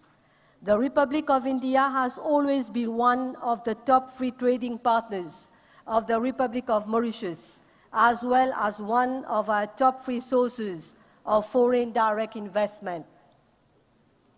To further boost our business relationship, the Republic of Mauritius and the Republic of India have signed a comprehensive economic cooperation and partnership agreement, SECPA, in February 2021, effective, as you know, as from 1st April 2021. This is the first trade agreement signed by the Republic of India with a country in Africa. All these efforts demonstrate that the Republic of India and the Republic of Mauritius share a partnership which will continue to grow from strength to strength. In view of the special relations between Mauritius and India, Mauritius has been invited by India in its capacity as G20 chair to participate as a guest country in all the G20 meetings during India's presidency from 1st December 2022 to 30th 2023. The invitation from India, apart from illustrating the excellent bilateral relations and enduring friendship between the two countries, provides a unique opportunity to further the national agenda of Mauritius in the realm of global governance and of issues of vital interest for the country. It is therefore crucial for Mauritius to strategize and coordinate its participation in the over 200 G20 meetings that India plans to organize throughout the year. I would like to close this meeting by once again highlighting the economic achievements of India. India is a global player on track to become the third largest economic power in the world. I hope that members of the business community present today will make the most of the knowledge acquired and the relationship built during this summit to further promote investment and trade to the advantage of each and everyone. Thank you, esteemed guests and friends. Dhanyavad. Thank you, ma'am, for appreciating the economic strength of India, and we really hope that the bonds of friendship trade further flourish between the two countries. Now may I request His Excellency Hans Jacob Fred Len, the Honorable Ambassador of Norway, for his views.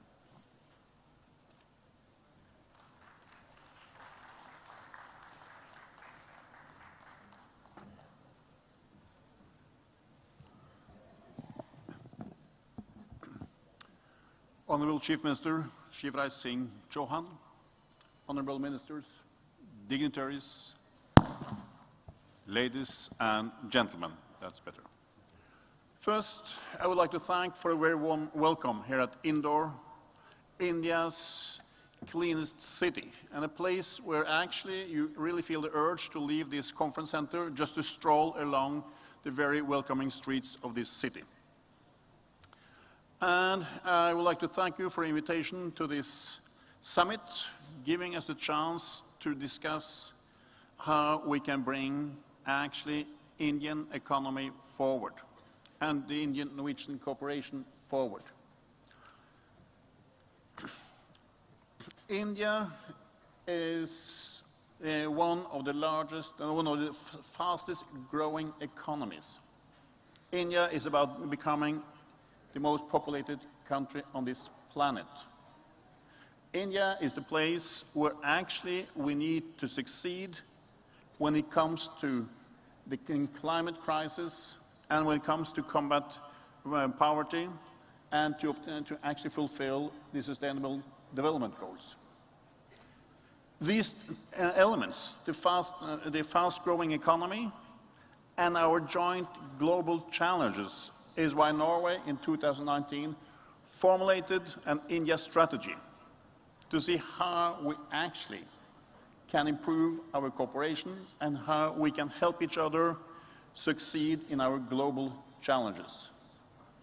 And this we actually are building over on our comparative strengths, which and the sectors where we'll be cooperating is strengthening democracy and rule-based world order. It's on oceans, climate, development, energy, and environment. Okay, let's drop oceans. That's not something we discuss here in Madhya Pradesh. But climate, energy, and environment is important. Norway is a small country, so we're not bringing a huge business delegation. But what we are bringing is world-class technology and is among some of the world leaders in this. I will point out two companies, one who is then engaged in the waste management, also here in Indore, Tomra, and the other one is Statkraft, who's here now looking for investment opportunities to actually strengthen the production of renewable energy. And Statkraft is a company going back to the childhood of hydroelectrical power with a long history, the biggest provider of renewable energy in Europe, and is now looking into how to actually then expand its know-how and find out how to contribute also here in Madhya Pradesh. So I'm very proud to present these companies, and I also will thank both the Chief Minister and the administration of Madhya Pradesh. We have had some very fruitful discussions on what is necessary when it comes to transparency and predictability when you do investments in the hundreds of millions, if not billions of dollars size. And so I really would like to extend my gratitude for that. And then, actually, let's say, I'm looking forward to come back here because we see our strategy is working. Norway is a small country, but by concentrating on where we are comparatively strong, we see that actually we see eye to eye with India on these issues, and we succeed. And actually, the trade between Norway and India has doubled since actually we launched this strategy. And I'm looking forward to actually continue cooperation on this, and also wishing then Madhya Pradesh most luck. We see that in a country with a high growth rate, Madhya Pradesh is above average, which means actually catching up fast. So good luck, and looking forward to cooperation. Thank you. Thank you, Excellency. We really appreciate your thoughts and your collaboration with India and Madhya Pradesh towards creating a better world and a clean planet. और अब हमारे उद्योगपति जो यहाँ पर मंच पर हैं उन्हें आमंत्रित करना चाहेंगे उनके विचारों के लिए, पर बुलाने से पहले उनसे निवेदन है कि आप अपना संदेश, अपना एड्रेस संक्षिप्त में रखें क्योंकि हमारे अतिथिगण की फ्लाइट्स हैं, तो उसको मद्देनज़र रखते हुए मैं आमंत्रित करती हूँ श्री कमल बाली जी को, managing director and president Volvo group India.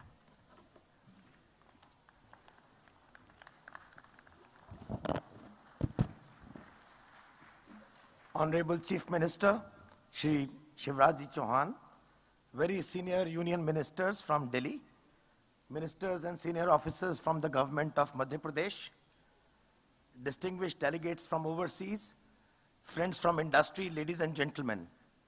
Wow, what a week it has been in Indore. The last 4 or 5 days have been absolutely mesmerizing. A solid showcase of Madhya Pradesh socio-economic prowess, we have seen that. We were treated to some outstanding hospitality and a great opportunity to connect and collaborate with many, many stakeholders. Thank you, sir. Thank you for that outstanding week which you have offered to us. Ladies and gentlemen, as many people have alluded to earlier, and I don't want to get into details, India is clearly the shining star in the global economy, growing at almost 7% this year, at a time when the whole world is in a flux. And why not? This is not happening because of some magic. It's happening because of many factors which are playing and aligning together. I can say a few of them. One, a demographic advantage, a stable democracy, a very decisive senior leadership, burgeoning startup ecosystem. We have so many young boys and girls here. Unmatched talent. I mean, I think this is something we all can be very proud of. And as we grow, in another 3 to 4 years, 20% of global talent would be from India. Digital transformation. We are very good at that. The world needs that, and India is actually walking the talk. And unprecedented measures by the union and the state governments on ease of doing business. And I think these have been phenomenal. In addition to that, building the infrastructure, whether it is ports, roads, railways, $1.4 trillion, more than what America is spending in a time span of 5 years. So ladies and gentlemen, these things many times we tend to be a little cynical about our own country and tend to ignore. But these are things actually which are happening. And of course, all this is not sustainable without the states walking the talk. And here there is an example of Madhya Pradesh. We have from a Bimaru state until about 2000 to a very modern state where, I mean, our commitment, we have had this partnership with Eicher as Volvo. We have been serial investors since 2006-07, and we have built multiple factories in here. All our investments have gone in Madhya Pradesh, and that's the proof of the pudding. You know, I mean, serial investments. Why? Because the kind of support which we get from the entire ecosystem is phenomenal. Whether it is talent, whether it is bureaucracy, the government, the policies, all of that is phenomenal. And today, 5-liter and 8-liter engines for Volvo Group are built only in Pithampur and supplied to the entire world. 50,000 engines are built only in Pithampur and supplied to US, Leon, Germany, Sweden, everywhere. So I believe this is the way to go, and I'm very grateful to the government of Madhya Pradesh for really giving us all these opportunities. And I can assure you, we will continue to build, design, and make in Madhya Pradesh and make India the nation it deserves to be. Thank you very much. Thank you, sir, for endorsing Madhya Pradesh and being in partners in success with it. And now would like to invite Shri Amitav Sen Gupta, Chairman, Think Gas.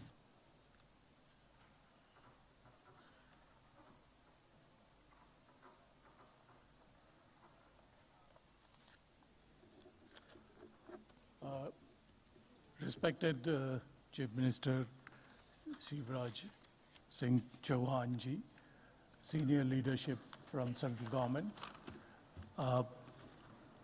the senior bureaucrats present here, and distinguished ladies and gentlemen. Right in the beginning, I must congratulate Chief Minister ji and the state administration for organizing the Invest Madhya Pradesh Global Investor Summit. The summit was very well designed and focused, and for a company which started operation in Madhya Pradesh in 2018 only, it was very educative. So thank you very much for organizing this. It was a great privilege and honor for me to be able to participate in this summit. We Think Gas, which is 100% promoted and funded by a global infrastructure fund called I-Squared Capital, have started our work on the ground in 2018. We are building city gas distribution network in 3 districts of Madhya Pradesh, including Bhopal. We feel very proud in building this infrastructure, because we are the last mile connectivity. If we don't put this infrastructure, the gas, natural gas, which is a clean fuel, will not reach to the consumers in a big way. And thanks to the initiative from central government, that a lot of, in almost entire country is now covered by CGD projects, which is a big employment generator also. So during this few years of our operation in Madhya Pradesh, what we have found that whenever we needed, government stepped in to help us, guide us. And the driving force and transparent approach of Sri Shivraj Singh Ji has brought a major improvement in adopting the concept of ease of doing business in the state. This we are experiencing. We are working in 4 states. I think our experience here is the best. We have always received a positive response from CM's office whenever we have sought an audience. And Sri Shivraj Singh Ji is always available to help investors. His dedication in planting a tree a day really puts a lot of energy into us who are working in the sustainable energy growth of the country. I thank you very much, sir, for mentioning this in this summit, which really gives us a lot of courage to build, to come bring in more projects in this state. We are conduits. We are always there to do projects on the ground, and investors are available with us. So that's a great thing. So I won't take much time. We thank you and your team for giving us the opportunity to participate in the summit and giving us all the support required for implementation of our projects. Thank you, sir. बहुत बहुत धन्यवाद sir अपने अनुभवों को हमारे साथ साझा करने के लिए। अब आमंत्रित हैं Shri Sunil Chondia ji, chairman and managing director Raj Ratan group.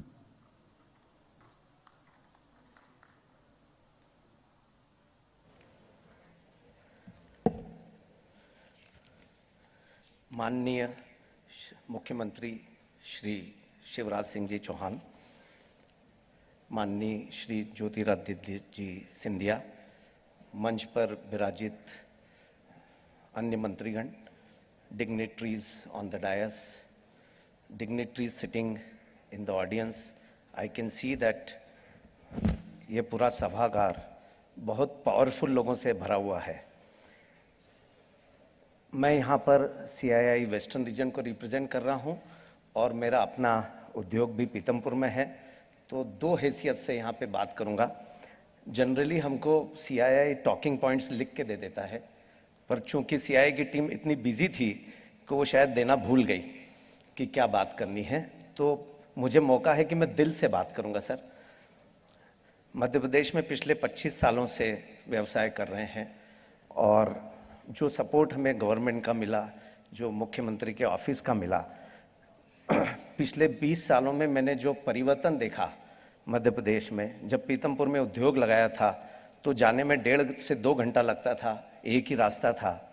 अब हमारे पास पीतमपुर जाने के 3 या 4 अलग अलग रास्ते हैं और 45 मिनट में पहुंच जाते हैं। बिजली की स्थिति अगर देखें तो 20 साल पहले ज़्यादा हम जनरेटर पे बिलीव करते थे, पर अब पावर की सिचुएशन बहुत अच्छी है। इसी तरह जो पॉलिसीज़ आपने बनाई है, जो उद्योगों को आपने सपोर्ट किया है ग्रो करने में, मैं ज़्यादा बात करूंगा यहाँ बैठे लोकल उद्योगों की। कल आपने सुना बाहर के बड़े बड़े निवेशकों को, वो बहुत खुश हैं, बहुत सारे वादे भी हुए हैं, बहुत सारे इन्वेस्टमेंट भी आ रहे हैं, पर सर लोकल उद्योग भी बहुत खुश है। यहाँ कई मेरे साथ मंच पर ऐसे लोग विराजित हैं ऐसे लोग बैठे हैं जिन्होंने बहुत छोटे रूप में अपना उद्योग चालू किया और आज वो दुनिया को अपना प्रोडक्ट सप्लाई कर रहे हैं। और ये सब मध्य प्रदेश सरकार की अच्छी पॉलिसीज़ और इंडस्ट्रीज़ को सपोर्ट करने के कारण हो रहा है। आपको बता दूं, मेरे साथ जो मंच पर बैठे हैं कई लोगों नहीं, सबको बोलने का मौका नहीं मिलेगा, इसलिए उनकी तरफ से मैं भी बोल रहा हूं कि हम लोग भी कमिटेड हैं कंटिन्यूअस इन्वेस्टमेंट करने के लिए। हम ऐसे एग्जाम्पल है, जो बीज भी मध्य प्रदेश का है, ज़मीन भी मध्य प्रदेश की है, उस पे पानी भी मध्य प्रदेश का है, खाद भी मध्य प्रदेश की है और उद्योगपति भी मध्य प्रदेश का है।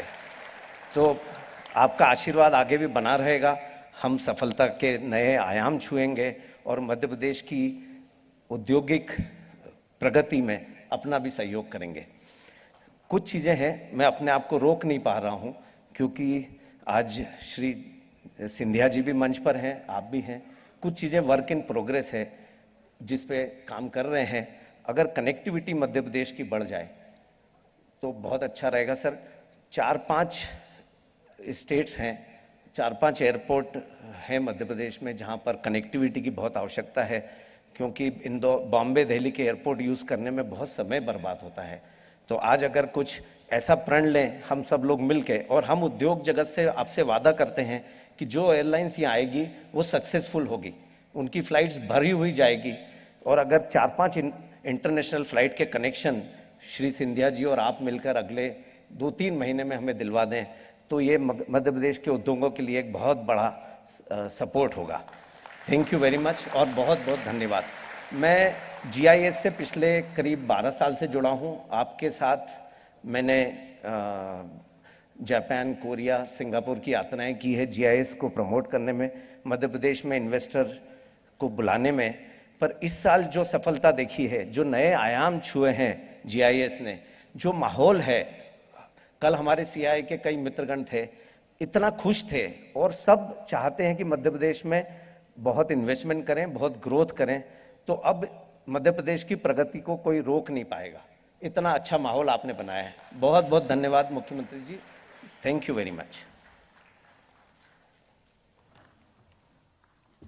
बहुत बहुत धन्यवाद सर। घरेलू इन्वेस्टर्स के अनुभव, सुझाव और साथ साथ मन की बात रखने का।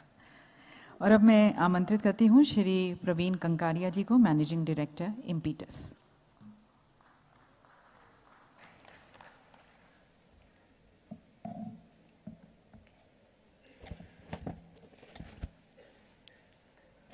माननीय मुख्यमंत्री जी, केंद्रीय मंत्री नरेंद्र जी, ज्योतिरादित्य जी एंड वीरेंद्र जी, शिवराज जी, आपको वादा किया था अगली बार हिंदी में बोलूंगा, तो आज पूरी चेष्टा कर रहा हूं हिंदी में बोलने की।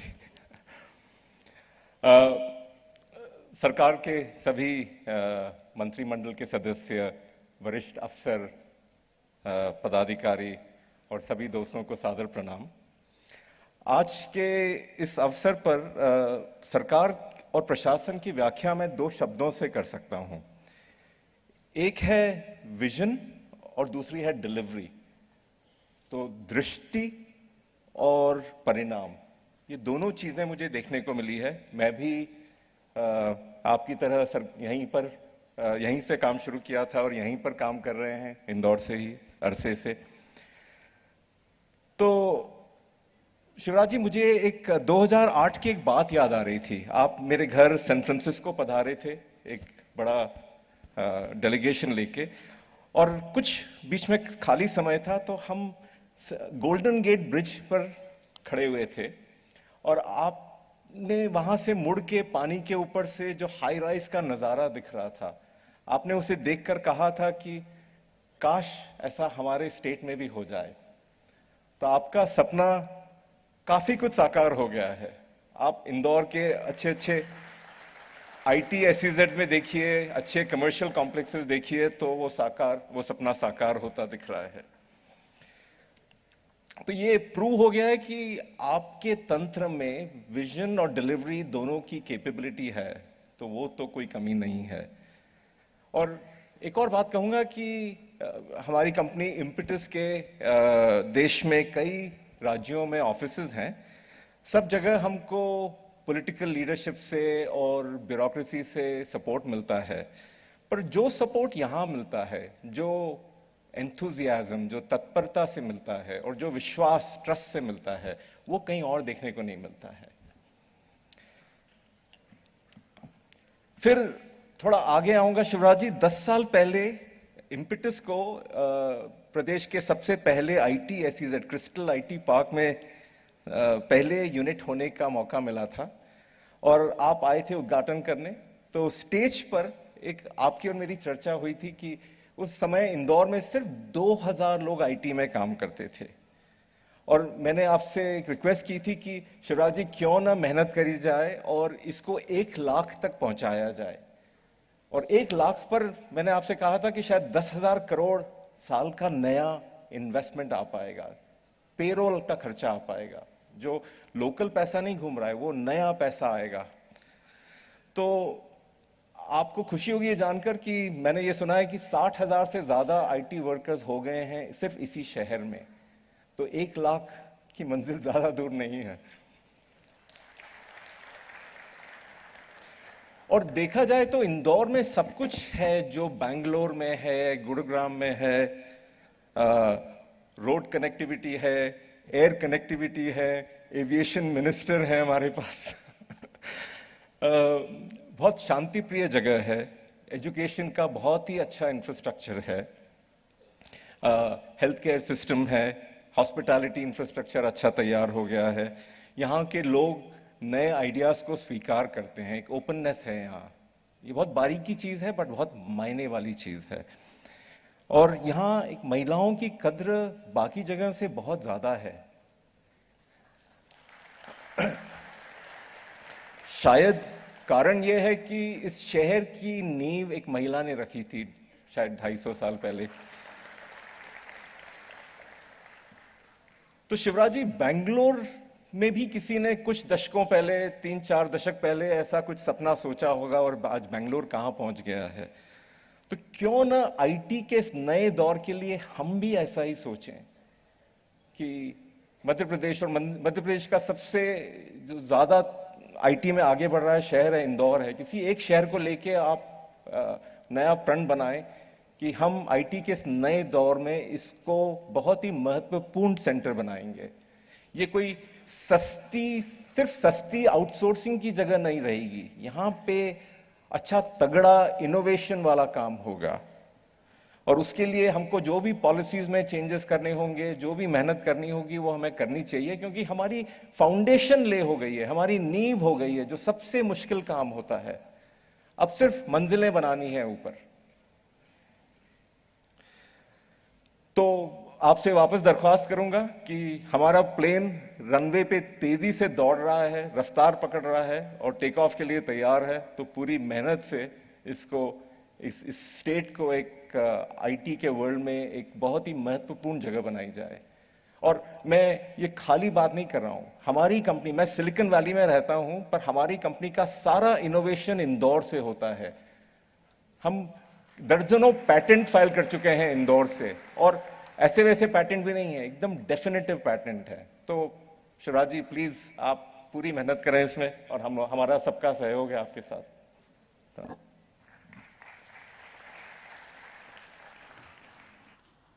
बहुत बहुत धन्यवाद कंकाड़िया जी। आपके अनुभव और आपके सुझाव यकीनन एक और इम्पीटस देते हैं स्टेट मशीनरी को अच्छा करने की तरफ। और अब मैं आमंत्रित करती हूँ श्री अमित सिंह जी को, group head Asian paints. Honorable Chief Minister of Madhya Pradesh, Shivraj Singh Chauhan ji, namaskar. Honorable Ministers of the Government of India, Government of Madhya Pradesh, and officials and dignitaries on the dais. It's indeed a privilege and honor for me to be here, present here. We deeply acknowledge the dynamic leadership of Shri Shivraj Singh Chauhan ji. मैं एक उदाहरण देना चाहता हूं sir आपको। मैं 5 दिसंबर को honourable chief minister से मिला। आज हम 12 जनवरी में हैं। I had a board meeting on 6th of January.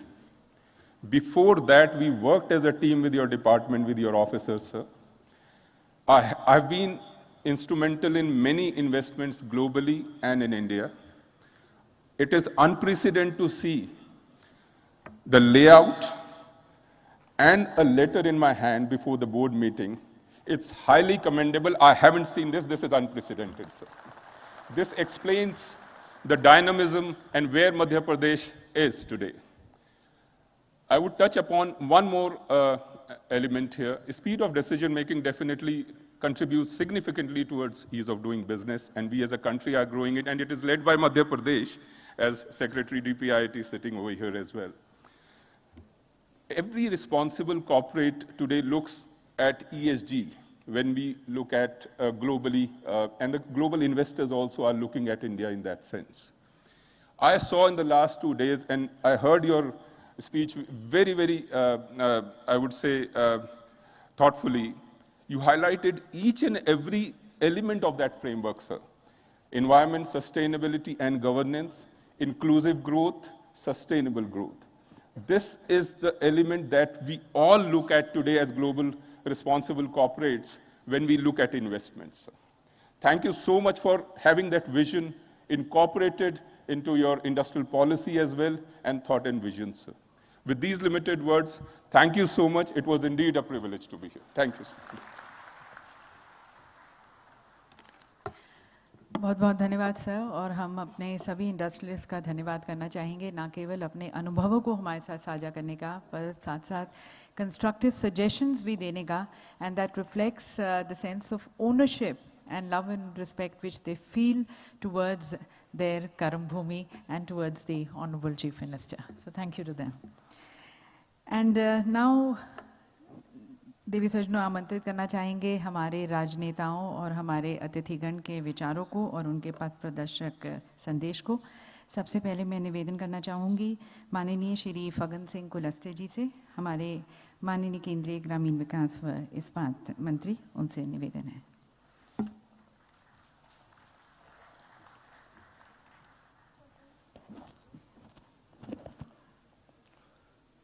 आज विशेष तौर से हमारे मध्य प्रदेश के मुख्यमंत्री आदरणीय शिवराज जी, हमारे केंद्रीय मंत्रिमंडल के सभी हमारे वरिष्ठ साथीगण, हमारे राज्य सरकार के मंत्रीगण और सभी हमारे देश और विदेश के सभी मेहमान, उद्योग जगत के सभी मित्रों, बहनों, ये हम सब के लिए और मध्य प्रदेश के लिए, देश के लिए एक नया अनुभव, नए आइडियाज हम देख रहे हैं। मुझे आज शिवराज जी ने कहा कि कुछ सेशंस पर रहना है। मैं 2 सेशन अटेंड किया। मैंने लोगों के साथ बातचीत किया तो मुझे अनुभव आया और मैंने कहा कि मध्य प्रदेश में संभावनाएं हमारी बहुत थी, और मैं चाहूँगा कि आप लोगों ने देखा होगा इन्हें 2-3-4 दिनों के अंदर, और इसलिए आपको निमंत्रित किया मुख्यमंत्री जी ने। जो संभव हो सकता है मध्य प्रदेश की ओर से, अभी हमारे सिंधिया जी भी हैं, हमारे एग्रीकल्चर मिनिस्टर केंद्र से तरफ से हैं, हमारे स्थानीय उद्योग मंत्री जी हैं। निश्चित तौर से मैं कह सकता हूं कि रूरल के क्षेत्र में मैंने थोड़ा देखा कि आज इसका कितना विस्तार हुआ है, और ये आप सबके लिए भी, हमारे इंडस्ट्री के क्षेत्र में, इस्पात के क्षेत्र में जितना ग्रोथ हमने किया है, ये अपने आप में बड़ा अद्भुत है। और प्रधानमंत्री जी का जो विजन है उसको लेकर के आज शायद मुझे लगता है इच्छा शक्ति के कारण, भारत के कारण, आज हम अपने आप में पूरे दुनिया में जो स्थान और जैसा अनुभव मैंने देखा है वो इस बात का प्रमाण है। और इसलिए मैं तो केवल इतना ही कहूँगा कि आप सब हमारे मुख्यमंत्री जी के आमंत्रण पर, निमंत्रण पर यहाँ पहुँचे हैं। आप जो भी अच्छा कर पाएंगे मध्य प्रदेश के बारे में, यहाँ जो इन्वेस्ट कर सकते हैं, जो भी सरकार की ओर से जो सहयोग हो सकता है, जो आवश्यकता है, रिक्वायरमेंट है, वो निश्चित तौर से मुझे लगता है सब परिस्थितियों को ध्यान में रख कर के हम आगे बढ़ेंगे, ताकि एक अच्छा एक देश में विशेष तौर से इंदौर के बारे में, मध्य प्रदेश के बारे में जो कुछ भी अचीवमेंट हम देख पा रहे हैं वो परिणाम तक पहुंच जाए, ये आप सभी मित्र, सभी साथियों से मैं अपेक्षा करता हूं। और एक बार फिर मध्य प्रदेश, हमारे इंदौर की धरती में आप सबका बहुत बहुत अभिनंदन। नमस्कार। बहुत बहुत धन्यवाद माननीय मंत्री जी। और अब मैं आमंत्रित करती हूँ डॉक्टर वीरेंद्र कुमार खटीक जी को, हमारे माननीय केंद्रीय सामाजिक न्याय और अधिकारिता मंत्री।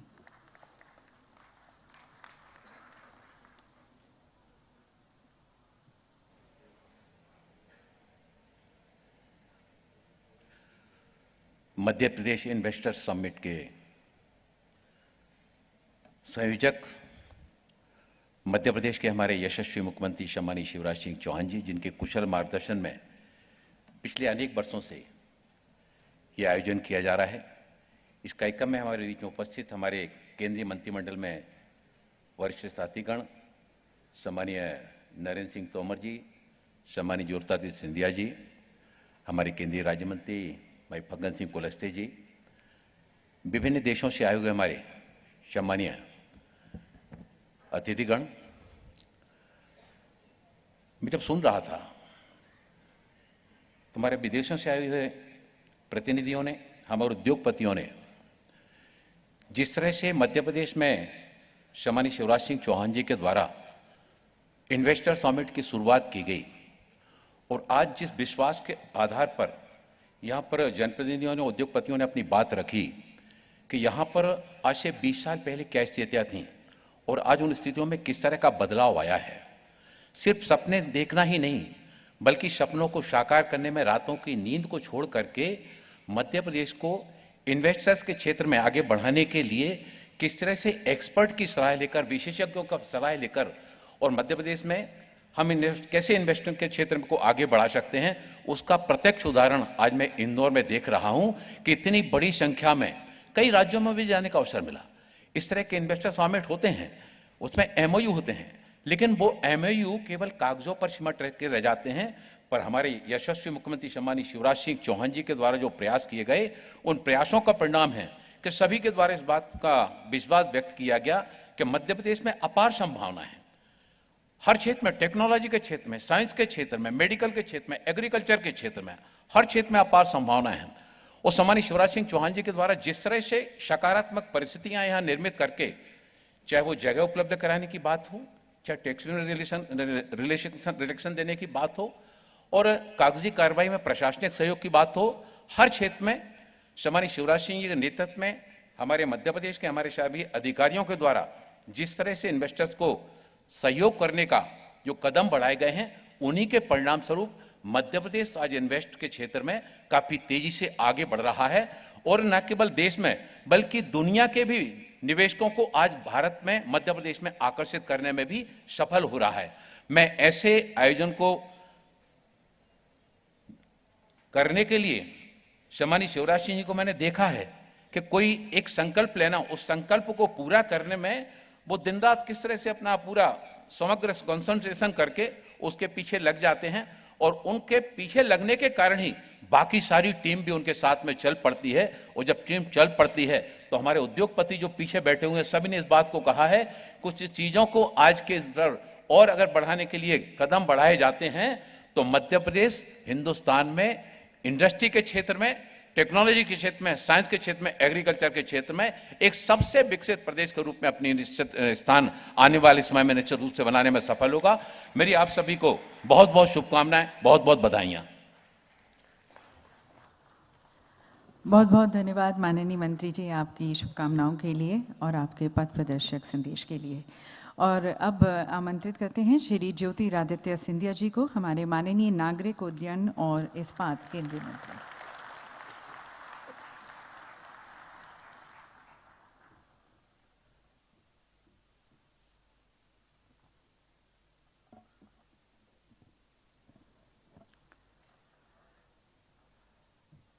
Seated on the dais with us,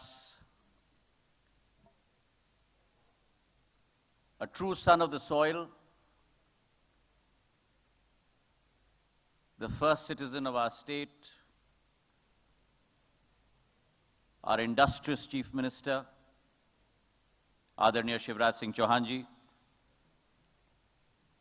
seated on the dais with me, my colleagues in cabinet, my senior colleague, Krishi Mantri Adarniya Narendra Singh Tomar ji, Minister of Social Justice, Adarniya Virendra Kumar ji, my companion and my support in the Ministry of Steel, Adarniya Phaggan Singh Kulaste ji,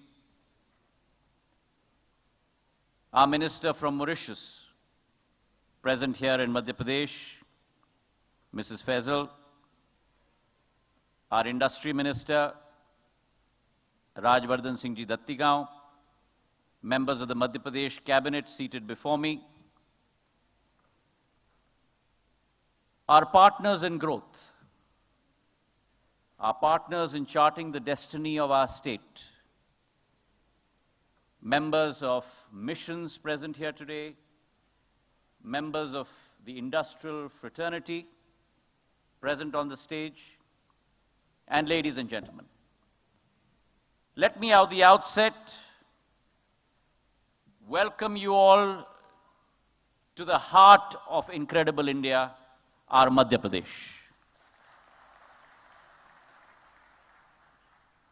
It's amazing to see the zeal and the resilience with which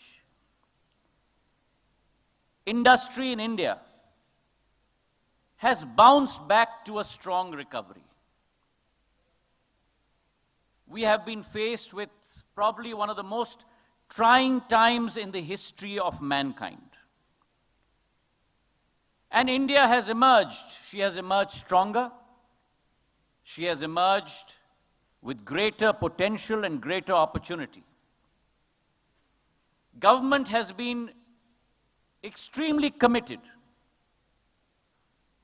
to create an enabling environment within our country, looking at both demand and supply drivers. The Prime Minister was very clear and very forthright when through this period of the pandemic, over the last 2 or 3 years, he said we must steer the course. We must keep on course with investment and with growth.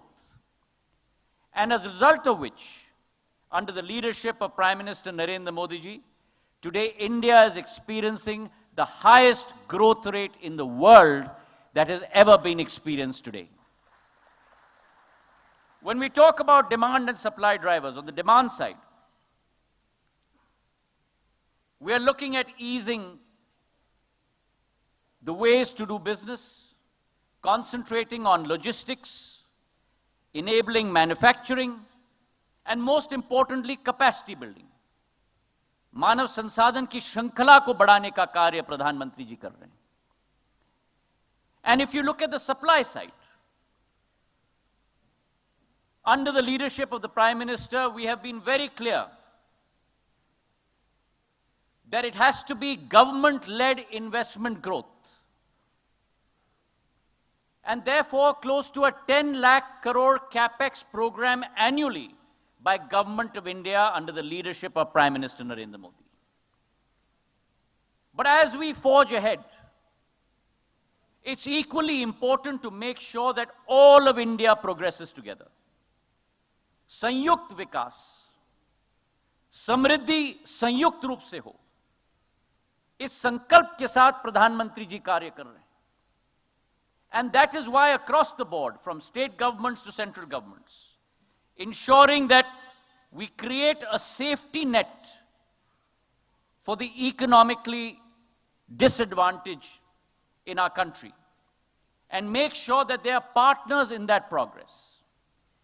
And over the last 2 years, over COVID, both central and state governments together have dispersed close to $300 billion right down to the grassroots level to every individual in our country. And may I add, because one of our speakers said that, that has not been done through the age-old system, but it has been done through the cutting-edge system of digitalization, our UPI payment system, which is not only an innovation, but a patent of India, which today has got acclaim across the world on a global scale. And therefore, I firmly believe that under our Prime Minister, India has emerged over the last 8 years from being the 11th largest economy in the world to today, in 2023, the 5th largest economy in the world. And let me commit that under his leadership, in 2030, India will become the 3rd largest economy in the world. So we are on our path of economic development. But that path of economic growth, that path of economic development runs through the heart and soul of Madhya Pradesh. Madhya Pradesh अजब भी है, गजब भी है और सजग भी है, जैसे प्रधानमंत्री जी ने कहा, और देश का हृदय स्थल है. And it is this Madhya Pradesh that has pivoted itself from its earlier Bimaru tag to becoming one of the highest growth center states in the country. And the reason for that, कहा जाता है ना कि हर सपने को साकार करने के लिए एक शिल्पकार की जरूरत है. मध्य प्रदेश का शिल्पकार इस मंच पे शिवराज सिंह चौहान जी के रूप में बैठे हुए हैं, जिन्होंने अपने अथक प्रयासों के आधार पर, अपने मेहनत, परिश्रम, खून पसीना एक करके इस मध्य प्रदेश की तस्वीर को बदली है. जो बिमारू राज्य कहा जाता था 2003 के पहले, आज देश में एक सबसे विकसित राज्य में परिवर्तित हो चुका है, जिसका सबूत इस मंच से हमारे इंडस्ट्री के भाई बहनों ने अपने व्याख्यान में कहा. A state that has grown at a CAGR, and my friends from industry will understand, what is important is not high growth rates, but compounded annual growth rates. A CAGR of 6.9% over the last 10 years, and in the last year, under the leadership of Shivraj Singh Ji, grown at 19.4% state GDP growth rate. That is the transformation. Now comes the question, why invest in Madhya Pradesh? There are 5 reasons that I will tell you, and those are not only our reasons for you, but economic reasons that are important for every business. The first is market access. A state which has a population of close to 88 million, 9 crore ki abadi, greater than the population of United Kingdom or Germany or France. And if you take our neighbors together, हमारे पड़ोसियों को आप साथ में ले लो, तो इस राज्य से अकेले आपको देश के 50% की आबादी को एक्सेस मिलती है. So the first is market access. The second is infrastructure. Under the leadership of our Chief Minister, we are now power surplus. We have built 300,000 kilometers of roads. We have capability across every sphere of economic development. We have 7 smart cities, 95 plus industrial centers. In Madhya Pradesh, you have every capability for every industry based here. The third is the whole issue of connectivity and logistics. Through highways, we are connected both on the east-west and north-south corridor. Ports are less than 1,000 kilometers away, both on our east coast and west coast. And most importantly, as one of my colleagues from industry said, in the area of civil aviation, Madhya Pradesh today has 5 functional airports. Due to the Chief Minister's persistence, we are soon going to be building the 6th airport in Rewa, thanks to the Chief Minister Shivraj Singh Chauhan ji. In terms of connectivity, Madhya Pradesh 18 months ago had air traffic movements of only 554. Today, in 18 months, Madhya Pradesh has air connectivity of close to 856 air traffic movements, an increase of 60%. Indore alone was connected to only 12 cities. Today, Indore is connected to 23 cities. And on international connectivity, I'd like to give you the good news. Shivraj Singh ji has been after me. Our Member of Parliament, Shankar Lalwani ji, has been after me. Let me give the good news that in the month of April, we will be announcing connectivity from Indore to Sharjah thrice a week by Air India, a new connectivity for Indore on the international basis. So we have connectivity and logistics. We have skilled manpower in Madhya Pradesh. And finally, we have a conducive regulatory climate. Our Invest portal, the brainchild of Shivraj Singh ji. Today, 45 permissions across 12 ministries can be garnered in a period of 24 hours, the testament to which we heard on this munch. So Madhya Pradesh is primed for investment. Madhya Pradesh is primed for growth. And it is our dream to see Madhya Pradesh as not only the heart of India, but the heart of growth of India. India has a dream of reaching a $5 trillion economy by 2026. Of that, $550 billion will be contributed by Madhya Pradesh alone. We have a new way of working under our Chief Minister, a way of working that signifies optimism, transparency, opportunities, a vision that looks at not necessarily only promising, but also delivering, moving from a concept of red tapeism to a red carpet. So today, from this munch, I'd like to give my compliments to not only the Chief Minister of Madhya Pradesh, Shivraj Singh Ji Chauhan, but what I believe he embodies, which is the Chief Executive Officer of Madhya Pradesh in his persona.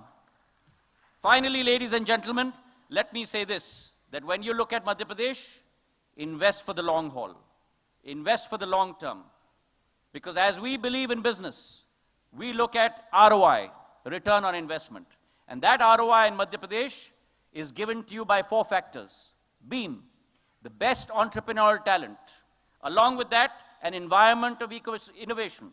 Along with that, certainly an environment that looks at enabling infrastructure. And finally, a transition from tradition to modernity. जैसे प्रधानमंत्री जी ने कहा था कि सबका साथ, सबका विकास, सबका विश्वास और सबका प्रयास. और अगर भारत उस पथ पे चलेगा तो दुनिया की कोई शक्ति हमारे भारत को या हमारे मध्य प्रदेश को कभी रोक नहीं पाएगी. बहुत बहुत धन्यवाद. जय हिंद, जय Bharat. Thank you very much, Honorable Minister, sir, for your very inspiring and motivating address for the investors and further giving Madhya Pradesh the gift of air connectivity. और अब मैं आमंत्रित करती हूँ माननीय श्री नरेंद्र सिंह तोमर जी को, हमारे माननीय केंद्रीय कृषि और किसान कल्याण मंत्री.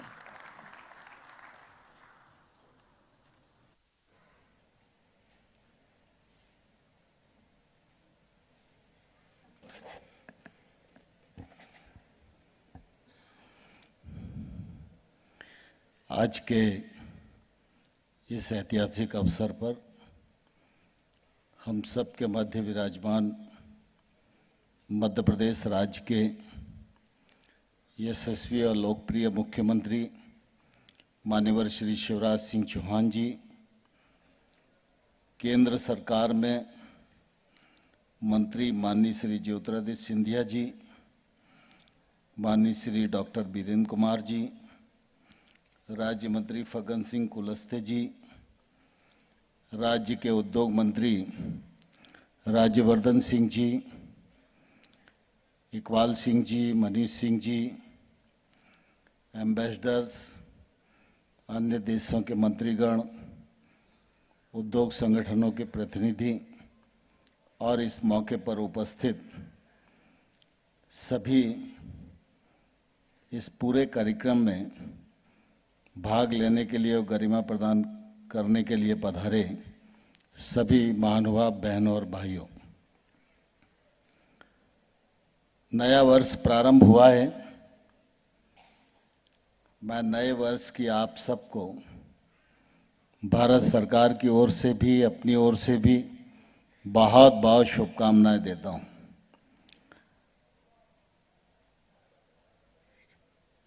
हम इंदौर में हैं. इंदौर मध्य प्रदेश में स्थित है और मध्य प्रदेश देश का हृदय स्थल है. मध्य प्रदेश में जब इंदौर का नाम आता है तो स्वाभाविक रूप से देवी अहिल्या जी की चर्चा होती है। उनका अपना उज्जवल इतिहास है, उनकी शानदार विरासत इंदौर के साथ है। और जब इंदौर में हम 2023 में हैं तो मैं ये कह सकता हूँ कि इंदौर में वर्ष का प्रारंभ बहुत ही शुभ संकेत दे रहा है। इंदौर में प्रवासी भारतीयों का सम्मेलन हुआ, प्रधानमंत्री जी का आगमन हुआ, महामहिम राष्ट्रपति जी का आगमन हुआ और इंदौर में ही ये अंतर्राष्ट्रीय निवेशकों का सम्मेलन हो रहा है। इसमें भी प्रधानमंत्री जी का मार्गदर्शन इंदौर की धरा पर मिला और थोड़े ही दिन बाद G20 के भी अंतर्राष्ट्रीय कार्यक्रम इंदौर की धरा पर संपन्न होने वाले हैं। इन सभी कार्यक्रमों को मध्य प्रदेश के मुख्यमंत्री माननीय शिवराज सिंह जी के नेतृत्व में उनकी पूरी टीम और इंदौर की जनता जनार्दन ने जिस प्रकार से पलक पावड़े बिछाकर अपनी सेवा, उदारता, समर्पण का परिचय दिया है, मैं समझता हूं कि पहले हम सब हिंदुस्तान के लोग इंदौर को याद करते थे, लेकिन इन कार्यक्रमों के बाद पूरी दुनिया में इंदौर को याद किया जाएगा। प्रवासी भारतीय सम्मेलन पूरा हुआ। कल और आज सुबह मेरी अनेक लोगों से चर्चा हुई जो यहाँ से लौट कर गए। इंदौर की सारी व्यवस्थाओं के मामले में बहुत ही भूरी भूरी प्रशंसा कर रहे थे। निश्चित रूप से इसके कारण हम सब का सिर गौरव से ऊंचा उठ जाता है। मध्य प्रदेश हमारा बहुत ही प्यारा राज्य है। मध्य प्रदेश की दुरावस्था और सुव्यवस्था दोनों का साक्षी रहने का अवसर मुझे मिला है। एक समय था जब कुछ कारखाने और कुछ उद्योगपति मध्य प्रदेश में काम करते थे। एक कालखंड 2003 से पहले ऐसा भी आया जब औद्योगिक क्षेत्र में काम करने वाला व्यक्ति यह मानने को बाध्य हो रहा था कि अब अपना काम ठीक से चलाना है तो दूसरे किसी राज्य में चलकर हम लोगों को कामकाज बढ़ाना चाहिए। लेकिन मुझे ये कहते हुए गौरव है कि शिवराज सिंह जी ने जब से कामकाज संभाला तब से पहले 2 साल तो मध्य प्रदेश में कोई इन्वेस्टर आएगा, कोई इन्वेस्टर समिट का आयोजन हो सकेगा, इसकी कल्पना करना भी बहुत मुश्किल था। लेकिन हम सब इस बात को जानते हैं कि अगर मनुष्य का संकल्प मजबूत हो तो फिर उसके लिए कुछ भी असंभव नहीं है। शिवराज सिंह जी ने मजबूत संकल्प के साथ आगे बढ़ना प्रारंभ किया। उन्होंने इस राज्य के एक एक गरीब के जीवन स्तर में बदलाव आए, इसको भी कभी अनदेखा नहीं होने दिया। लेकिन मेरा मध्य प्रदेश इंडस्ट्री के पथ पर आगे बढ़े, मेरे मध्य प्रदेश की जीडीपी बढ़े, मेरे मध्य प्रदेश की एग्रीकल्चर ग्रोथ बढ़े, मेरा मध्य प्रदेश दुनिया की अनेक योजनाओं में अग्रणी भूमिका निभाकर वह पुरस्कार अर्जित करे और मेरे मध्य प्रदेश में लोग आवें तो गौरव के साथ निवेश करने के लिए मध्य प्रदेश की धरती को अनुकूल पावें। इस दृष्टि से उनका जो निरंतर प्रयत्न रहा, उसी का परिणाम यह हुआ कि ग्लोबल इन्वेस्टर समिट का आयोजन मध्य प्रदेश में प्रारंभ हुआ। पहले कुछ कम परिणाम आए, फिर कुछ ज्यादा आए, फिर कुछ और ज्यादा आए, लेकिन जब हम 2023 में इस ग्लोबल इन्वेस्टर समिट में यहां बैठे हुए हैं, तो मुझे यह जानकर बहुत प्रसन्नता है कि इसमें हमारे देश के जाने माने बड़े उद्योगपतियों ने तो इस कार्यक्रम में शिरकत की ही, लेकिन देश से बाहर 84 देशों के प्रतिनिधियों ने आकर मध्य प्रदेश के इस इन्वेस्टर समिट में हिस्सा लिया। यह हम सब लोगों के लिए निश्चित रूप से बहुत ही गौरव की बात है। और मैं इस मौके पर मध्य प्रदेश के एक नागरिक के नाते भी और केंद्र सरकार के मंत्री के नाते भी आप सब लोगों को यह विश्वास दिलाना चाहता हूं कि शिवराज सिंह जी मुख्यमंत्री हैं, उनके कृतित्व और व्यक्तित्व के परिणाम स्वरूप जो मध्य प्रदेश आगे बढ़ रहा है, उनके पीछे पीठ पर पूरी तौर पर केंद्र की सरकार और नरेंद्र मोदी जी का नेतृत्व खड़ा हुआ है। शिवराज सिंह जी आगे बढ़ेंगे, केंद्र सरकार कदम कदम पर उनको सहयोग करके मध्य प्रदेश ऊंचाइयां छुए, इस बात का निश्चित रूप से प्रयत्न करने में कोई भी कसर नहीं छोड़ी जाएगी। आज हम सबके लिए प्रसन्नता का विषय है कि इन वर्षों में मध्य प्रदेश में आमूलचूल परिवर्तन आया है। चाहे रोड कनेक्टिविटी को हम देखें, एयर कनेक्टिविटी को देखें, रेल कनेक्टिविटी को देखें, डिजिटल कनेक्टिविटी को देखें। आज देश की जब ग्रोथ के बारे में हम बात करते हैं, तो मैं गर्व के साथ ये कहता हूं कि देश के जीडीपी में मध्य प्रदेश का भी बहुत बड़ा योगदान होता है। यह हम सब लोगों के लिए निश्चित रूप से बहुत गौरव की बात है। एग्रीकल्चर के क्षेत्र में तो जो काम शिवराज सिंह जी के नेतृत्व में हुआ, वो निश्चित रूप से अद्भुत है। आज कृषि के क्षेत्र में कृषि कर्मण पुरस्कार किसी भी राज्य को 7 बार लगातार कभी नहीं मिला, लेकिन मध्य प्रदेश ने यह अर्जित किया। और आज भी चाहे वो गांव की सड़क बनाने का सवाल हो, चाहे वो गरीबों को आवास देने का सवाल हो, चाहे वो डिजिटल एक्टिविटीज का सवाल हो, चाहे एग्रीकल्चर इंफ्रास्ट्रक्चर का सवाल हो, हर मामले में मध्य प्रदेश प्रथम पुरस्कार प्राप्त करने वाला राज्य बन गया है। इससे शिवराज सिंह चौहान जी का मध्य प्रदेश के प्रति दृढ़ संकल्प का परिचय हम सब लोगों को होता है। आप सभी लोग आज इस मौके पर यहाँ पधारे हैं। मैं आप सबका स्वागत करता हूँ और आप सबको यही कहना चाहता हूँ कि देश में नरेंद्र मोदी जी का नेतृत्व भारत को सफलतापूर्वक आगे बढ़ाने का सफल प्रयत्न कर रहा है और उनके साथ दूसरे इंजन के रूप में शिवराज सिंह जी की सरकार मध्य प्रदेश में निरंतर गतिशील रूप से काम कर रही है। आप आइए, पधारिए, निवेश करिए, आपको कोई शिकायत नहीं आने दी जाएगी। मध्य प्रदेश के विकास में आपका योगदान हो, यही निवेदन करते हुए आप सबको बहुत बहुत शुभकामनाएं, बहुत बहुत बधाइयां।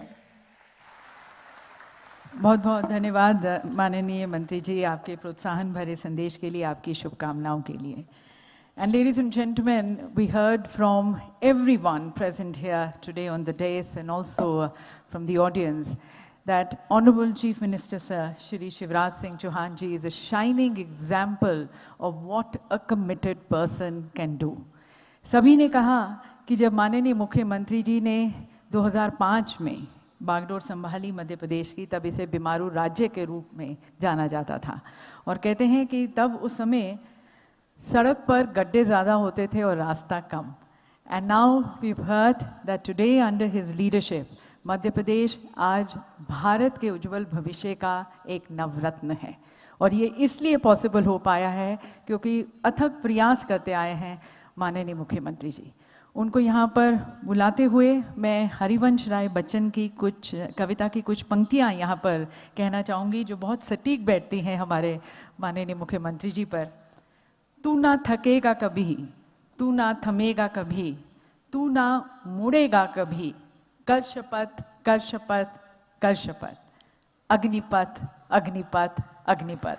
देवियों सज्जनों, संकल्प से सिद्धि तक ले जाने वाले हमारे यशस्वी माननीय मुख्यमंत्री जी श्री शिवराज सिंह चौहान जी को मैं आमंत्रित करती हूं हम सभी को संबोधित करने के लिए।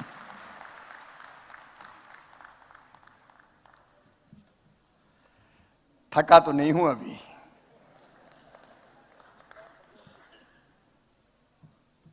आज हमारे बीच मंच पर कृपापूर्वक उपस्थित भारत के कृषि और किसान कल्याण मंत्री अभी जिन्हें हम सुन रहे थे आदरणीय नरेंद्र सिंह तोमर जी, हमारे सिविल एविएशन मंत्री जो लगातार कनेक्ट करते जा रहे हैं, आदरणीय श्रीमान ज्योतिरादित्य सिंधिया जी, सामाजिक और न्याय अधिकारिता मंत्री डॉक्टर वीरेंद्र कुमार जी, केंद्रीय इस्पात राज्य मंत्री श्री फग्गन सिंह कुलस्ते जी, मध्य प्रदेश के हमारे उद्योग मंत्री Shri Rajyavardhan Singh Dattigaon ji, deputy chief mission of UAE Mahim Majid Alne Khelvi ji, ambassador of Norway Hans Jacob Fidenal ji, Shrimati Fazila minister social integration Mauritius, Shrimati Jennifer Dobney minister commercial embassy of Canada, Madhya Pradesh के मुख्य सचिव, मेरे मंत्रिमंडल के सभी आदरणीय सहयोगीगण, मेरे उद्योगपति मित्र जो ऊपर भी बैठे हैं और नीचे भी बैठे हैं, और मेरे प्रिय बहनों और भाइयों, दुनिया भर के 84 देशों से आए हुए प्रिय बहनों भाइयों, और आज तो स्टार्टअप्स के मेरे भांजे भांजी भी आए हैं।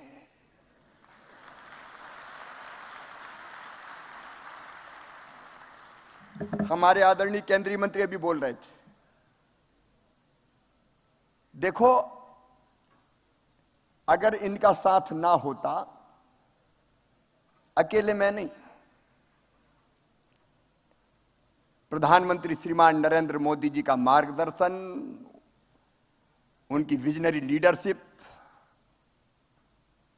और सदैव उनका साथ, हमारे केंद्रीय मंत्रीगणों का सहयोग, जब जब जरूरत पड़ी, चाहे नरेंद्र जी हो, चाहे सिंधिया जी हो, चाहे फग्गन सिंह जी हो, चाहे वीरेंद्र कुमार जी हो, हम कदम से कदम और कंधे से कंधा मिलाकर साथ चले। और मेरे मंत्री साथी बैठे हैं, इस सफलता में बराबर के भागीदार राज्य मंत्री परिषद के सदस्य भी हैं, अधिकारी कर्मचारियों की टीम भी है, और ये सफलता साझी होती है। मैं सारी टीम को बधाई देता हूं, लेकिन मित्रों अब विदाई की बेला है। विदाई की बेला में एक बार फिर स्वागत, लेकिन विदाई का मतलब परमानेंट विदाई नहीं है। जिनने इंटेंशन ऑफ इन्वेस्ट दिए हैं उनको मैं छोड़ूंगा नहीं।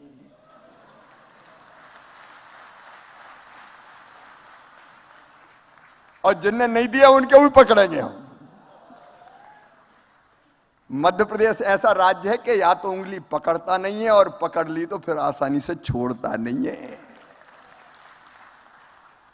हमने आपको प्रेम के बंधन में बांधा है, स्नेह, प्रेम, आत्मीयता, इंदौर में ऐसा लगा जैसे सारी दुनिया उतर आई हो, सारी दुनिया सिमट गई हो। पूरा पश्चिम, उत्तर, दक्षिण, अलग भाषा, अलग वेश, अलग रंग,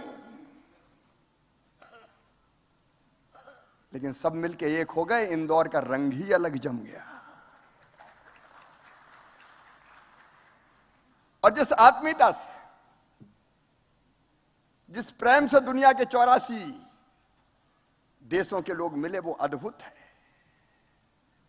ऐसा लग रहा था जैसे हम सब एक परिवार हैं। मैंने अधिकांश से मिलने की कोशिश की।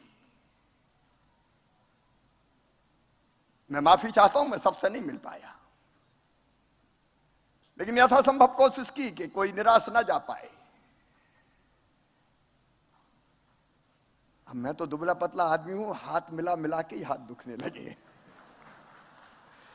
अच्छा, कोई तो बड़े प्यार से धीरे से मिलाता है, और कई तो एकदम कहते हैं हेलो चीफ मिनिस्टर।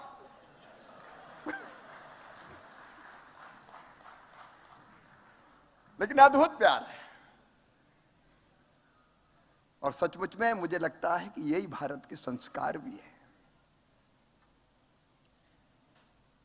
हमारे प्रधानमंत्री जी ने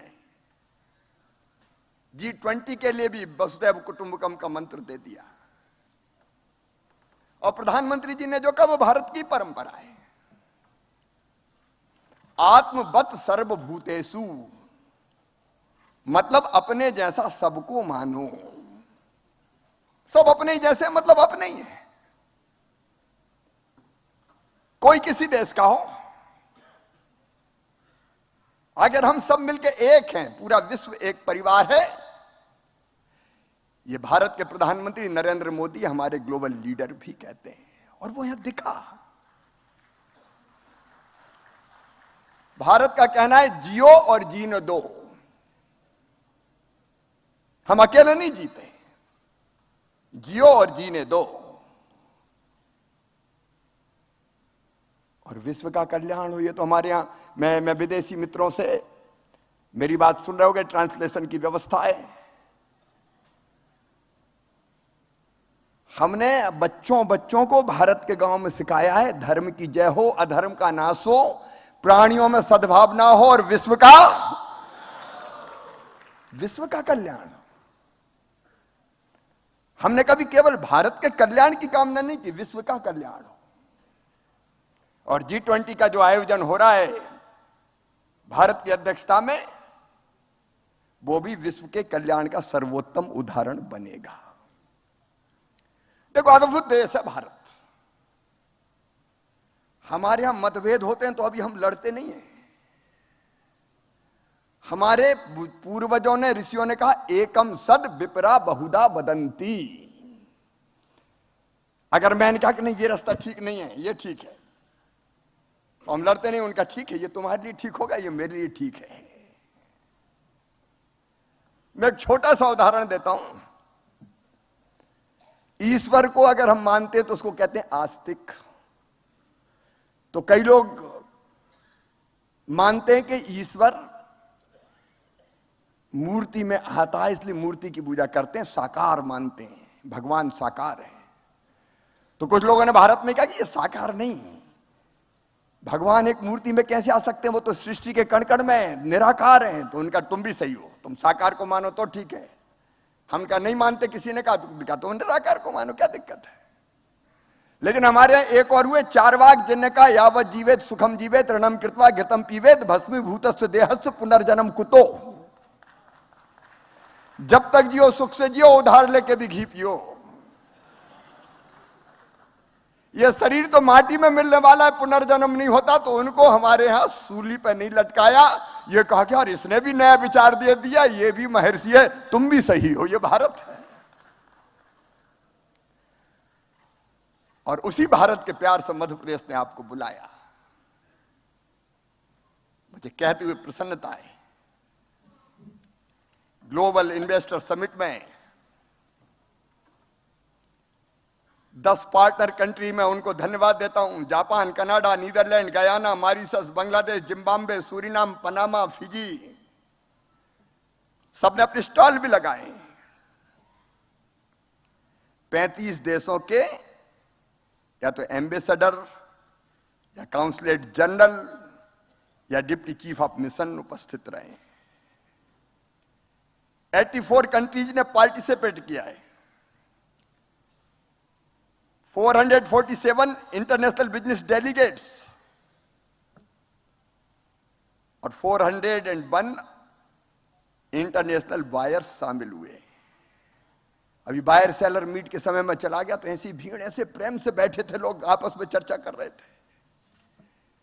इसने केवल हमसे नहीं जोड़ा, बायर सेलर को भी आपस में जोड़ दिया।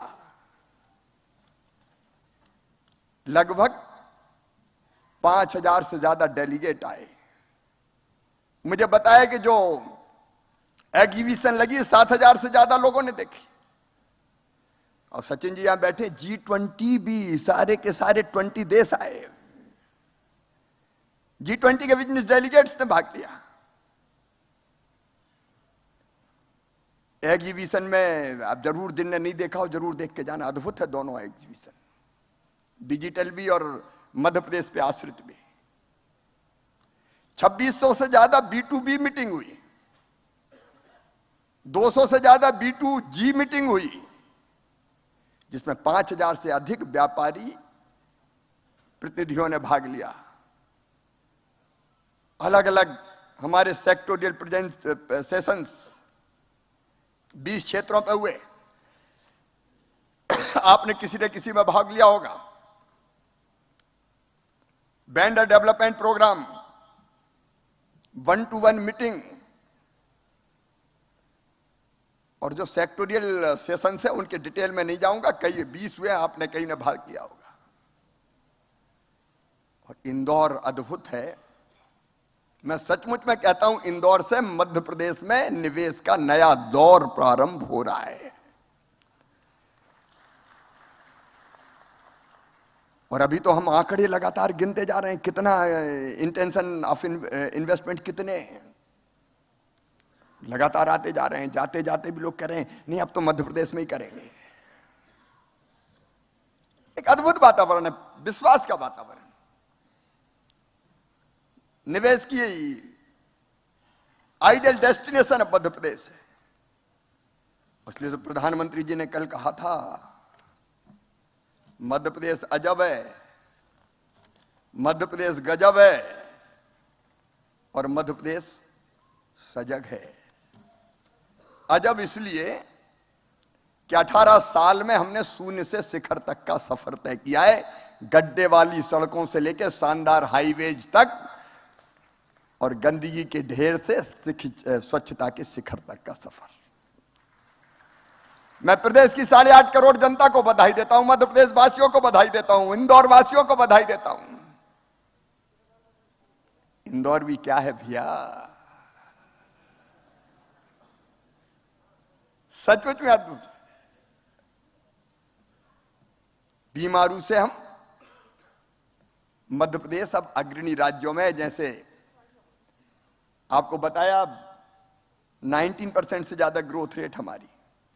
गजब इसलिए है कि संसाधन से संपन्न है, लेकिन शांति के टापू हैं, अध्यात्म का केंद्र है, पर्यटन में बेजोड़ है, इंफ्रास्ट्रक्चर से लेकर टेक्नोलॉजी तक, इनोवेशन से लेकर एंटरप्रेन्योरशिप तक हर क्षेत्र में आगे चलने की क्षमता रखते हैं। इसलिए पीएम साहब ने कहा गजब है। और सजग इसलिए हैं कि हमने अपनी कोर क्षमताओं को ही अपनी शक्ति बनाया। चाहे एग्रीकल्चर हो, फूड प्रोसेसिंग हो, टेक्सटाइल हो, फार्मा हो, लॉजिस्टिक्स हो या आईटी हो, ऑटोमोबाइल हो या फिर रिन्यूएबल एनर्जी हो, ये मध्य प्रदेश की असली ताकत है। और इन सब में हम देश में अब अग्रणी हैं। अब प्रधानमंत्री जी ने एक बात और कही थी, एक स्थिर सरकार, एक निर्णायक सरकार और एक सही नियत से चलने वाली सरकार विकास को अभूतपूर्व गति देती है। मैं आपको विश्वास दिलाता हूं इस टीम के भरोसे कि विकास को निर्णायक गति दे के ही रहेंगे, जिसमें निवेश शामिल है। मित्रों, आज आपसे जो अलग अलग सेक्टोरियल सेशंस में कुछ तरह की समस्याएं आई, मैं उन पर चर्चा जरूर करना चाहूंगा। लेकिन मुझे सीईओ भी कहा, सिंधिया जी ने भी कहा, तोमर जी ने भी कहा, और इसलिए जिम्मेदारी और बढ़ जाती है। इसलिए मैं मध्य प्रदेश के सीईओ के रूप में आपको विश्वास दिलाता हूं, आपके निवेश की एक पाई भी व्यर्थ नहीं जाने देंगे। टीम मध्य प्रदेश हर हालत में आपके साथ खड़ी रहेगी, कोई दिक्कत आने नहीं देंगे। हम आपको ऐसा वातावरण देंगे कि आप खुद आगे भी निवेश बढ़ाने के लिए प्रोत्साहित होंगे। मेरी 7 सूत्रीय रणनीति, नंबर 1 संवाद लगातार, और नहीं तो इन्वेस्टर समिट में बुला लिया, बाद में फिर टाइम मांगा तो दिया ही नहीं। हम लगातार आपके, हमारी टीम लगातार संवाद में रहेगी। दूसरा सहयोग, हर परिस्थिति में आपको कोऑपरेट करेंगे, सहयोग। तीसरी सुविधा, नीति के अनुसार हर सुविधा देंगे। चौथा स्वीकृतियां बिना चक्कर लगाए निश्चित समय सीमा में आपको सारे क्लियरेंसेज मिल जाए। 5वां सेतु, उद्योगों के लिए एक डेडिकेटेड हेल्पलाइन जिसका मैं जिक्र करूंगा। 6वां सिंगल विंडो सिस्टम, सरलता। सिंगल विंडो मतलब रियल सिंगल विंडो नहीं, कई बार सिंगल विंडो भी 7वीं 8वीं विंडो बन जाती है। और इसके बाद समन्वय, नहीं तो एक डिपार्टमेंट से दूसरे डिपार्टमेंट, यहां से आगे निकला तो वहां अटक गया।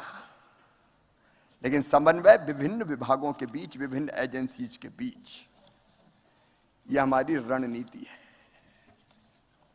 इस पर हम अमल करते हुए मध्य प्रदेश को आगे बढ़ाने का काम करेंगे। लेकिन चर्चा में से जो बिंदु निकले, एक विशेषकर गारमेंट सेक्टर्स के मित्रों ने कहा था,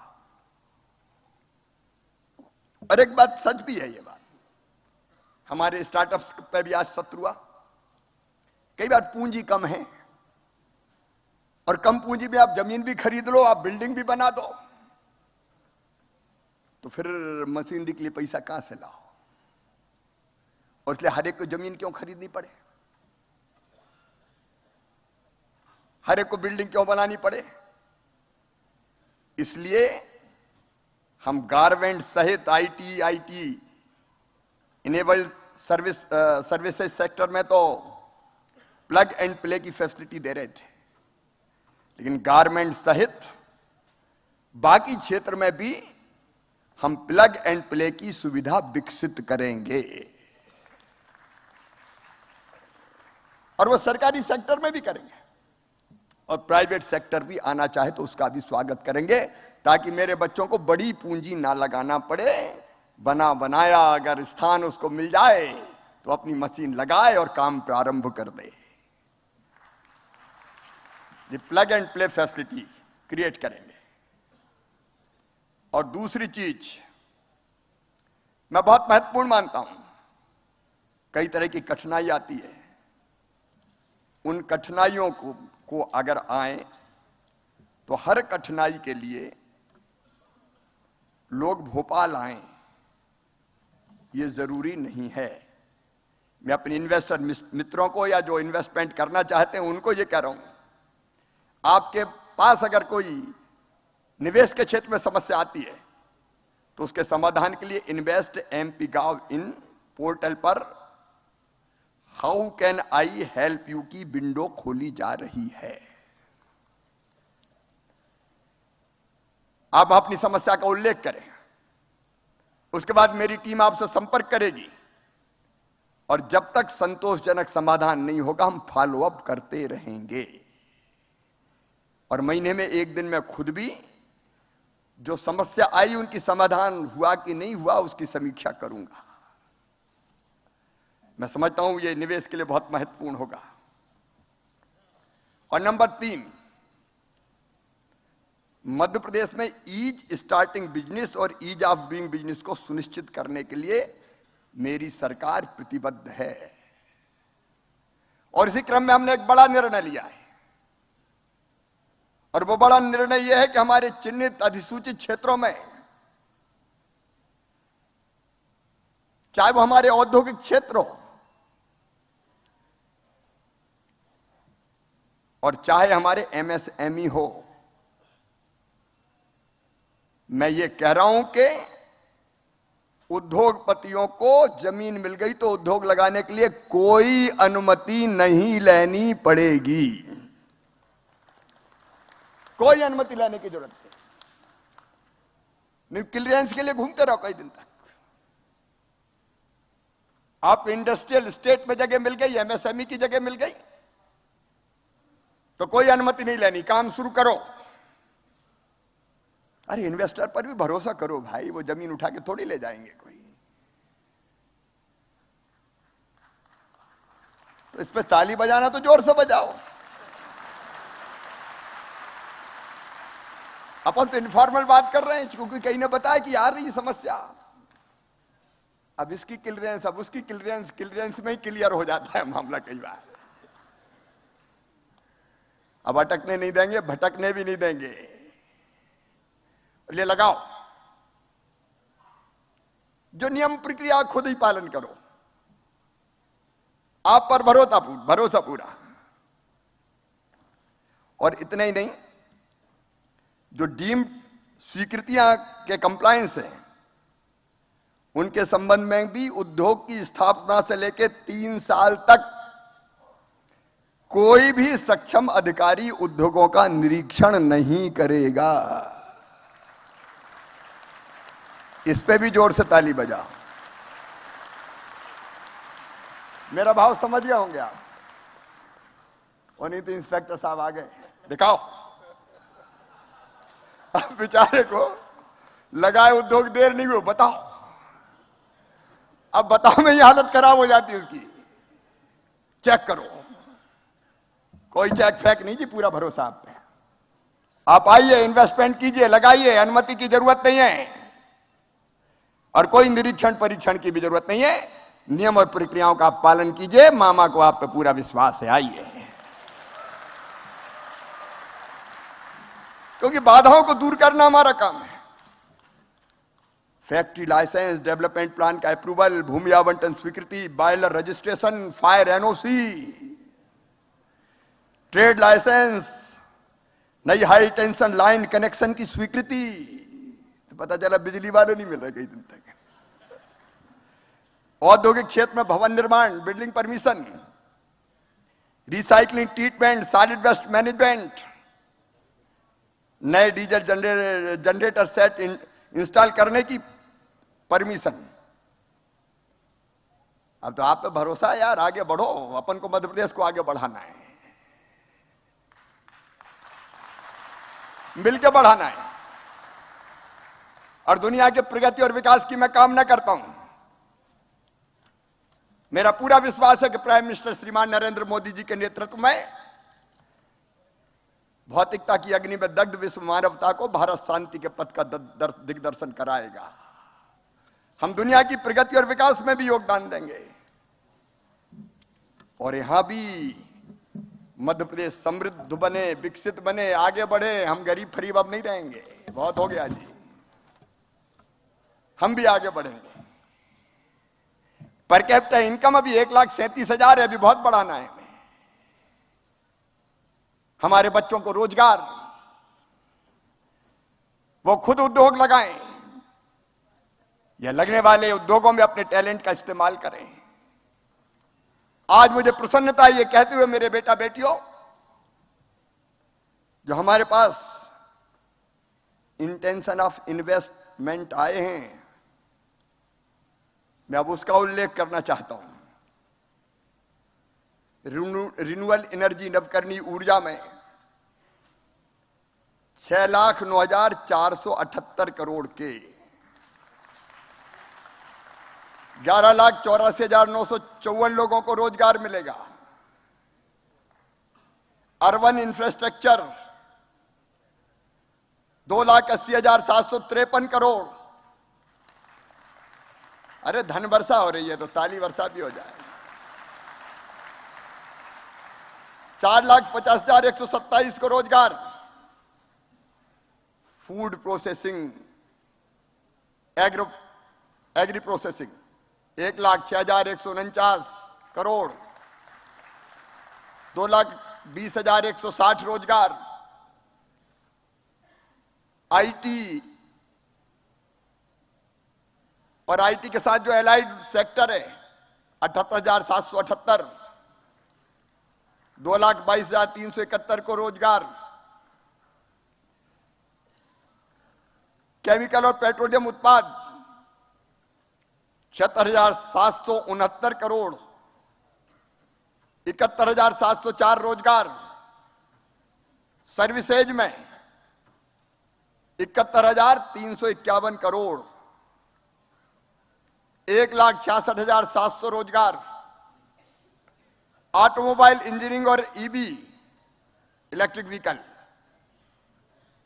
42,254 करोड़, 69,962 रोजगार, फार्मा और हेल्थ केयर 17,991 करोड़, 1,42,614 रोजगार, लॉजिस्टिक और वेयर हाउसिंग 17,916 करोड़, 56,373 रोजगार, टेक्सटाइल और रेडीमेड गारमेंट्स 16,914 करोड़, 1,13,502 रोजगार और अन्य फुटकर खुदरा 1,25,855 करोड़, 1,24,168 रोजगार, कुल मिला के 15,42,514 करोड़ रुपया और लगभग 29 लाख रोजगार। ये एक बड़ी सफलता है और जिनने ये प्रस्ताव दिए हैं मुझे पूरा विश्वास है हम फॉलोअप का एक पूरा सिस्टम बना रहे हैं। जिनने प्रस्ताव पोर्टल में प्रस्तुत किया है उसे मूर्त रूप देने के लिए तत्काल हम जानकारी प्राप्त करेंगे और उनको किस क्षेत्र में निवेश के लिए क्या क्या सहयोग चाहिए वो सहयोग प्रदान करेंगे। जैसे ही जानकारी प्राप्त होगी उनके द्वारा वांछनीय सहयोग मध्य प्रदेश शासन और संबंधित विभाग द्वारा किया जाएगा। उसका पूरा मैकेनिज्म हम बनाएंगे। और 1-to-1 मीटिंग में भी बहुत आए मेरे पास, मैंने कहा कि हाथ बहुत मिलाए, हाथ नहीं मिलाए दिल भी मिलाए और इसलिए इनके जो ठोस प्रस्ताव प्राप्त हुए हैं और उन्हें जो सहयोग चाहा उस पर भी तत्काल कार्रवाई प्रारंभ कर दी गई है। चिन्हित इन्वेस्टमेंट पे हम एक फॉलोअप के लिए एक अधिकारी भी लगा देंगे पीछे, उनकी सारी चीजों को वो फॉलोअप करेगा। मेरे मित्रों, ये इन्वेस्टमेंट का समिट का ग्लोबल इन्वेस्टर समिट का समापन पूरे विश्वास के साथ हो रहा है। ये सही कहा कि मध्य प्रदेश रनवे पे तेजी से दौड़ रहा है, लेकिन मैं कह रहा हूं इस समिट के बाद हम टेक ऑफ कर रहे हैं अनंत आकाश में ऊंची उड़ान भरने के लिए। एक बार मैं फिर आप जो पधारे 84 देशों से सभी साथियों का हृदय से स्वागत करता हूं, मेरे इन्वेस्टर मित्रों का स्वागत करता हूं। देश से मध्य प्रदेश से जो इन्वेस्टर पधारे और जिन्होंने अपने अनुभव साझा किए और मध्य प्रदेश पर विश्वास जताया है, उन सबको मैं हृदय से धन्यवाद देता हूं इस विश्वास के साथ कि मध्य प्रदेश की धरती पर हम निराश नहीं होने देंगे किसी भी कीमत पर। इंदौर को धन्यवाद, इस पे भी जोर से ताली है। क्या शहर है साहब। लोग कह रहे थे कि गलियों में कचरा ढूंढने निकले, वहां भी कहीं नहीं मिला, सारा कचरा साफ कर दिया। मध्य प्रदेश भी स्वच्छता में नंबर 1। इंदौर को, मध्य प्रदेश को, मेरे मंत्रियों की टीम को जो मंच पे नहीं आई लेकिन नीचे बैठ के दिन और रात काम करती रही, सीएसपीएस सहित सारे अधिकारी कर्मचारियों को, पत्रकार मित्रों को, कन्वेंशन सेंटर वालों को भी। लेकिन अब इंदौर में 10,000 की क्षमता का एक नया कन्वेंशन सेंटर भी बनाया जाएगा। ये अब छोटा पढ़ने लगा, क्या करें। आईडीए के चेयरमैन बैठे हुए हैं चावड़ा जी, तैयार हो ना? तो तैयार कीजिए बड़ा, क्योंकि अगली बार पता नहीं कितने लोग आएंगे। एक बार फिर आपका दिल से स्वागत, हृदय से स्वागत, भावनाओं से स्वागत। और अब विदा, लेकिन मैंने कहा कि ऐसे जाने नहीं दूंगा, रिश्ता परमानेंट जोड़ा है, बार बार आने के लिए विदा। बहुत बहुत धन्यवाद, प्रणाम, नमस्कार। बहुत बहुत धन्यवाद माननीय मुख्यमंत्री जी, आपका सभी के लिए प्यार भरे संदेश के लिए और सभी पर विश्वास भरे संदेश के लिए बहुत बहुत धन्यवाद। और अब देवी सज्जनों, मध्य प्रदेश आगे बढ़ेगा न केवल सभी के साथ प्रयास के साथ, पर सभी के विश्वास पर के साथ भी, सभी पर विश्वास के साथ भी। हम धन्यवाद करना चाहेंगे हमारे माननीय केंद्रीय मंत्रीगण का। बहुत बहुत धन्यवाद हमारे अतिथिगण का, नॉर्वे से, मॉरिशस से, यहाँ पर मंच पर उपस्थित, कनाडा और हमारे सभी उद्योगपतियों का। Thank you to each one of you also for being present with us, and thank you for your support, for your cooperation. Let's all work together towards a more ujjwal Madhya Pradesh. धन्यवाद भी करना चाहेंगे CII का, our national partners. Thank you, ladies and gentlemen.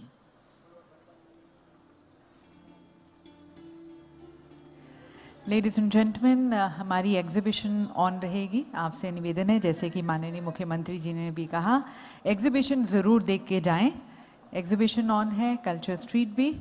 तो इस यहाँ पर हमारा कार्यक्रम समाप्त होता है, पर एग्जीबिशन कंटिन्यूज़। Thank you.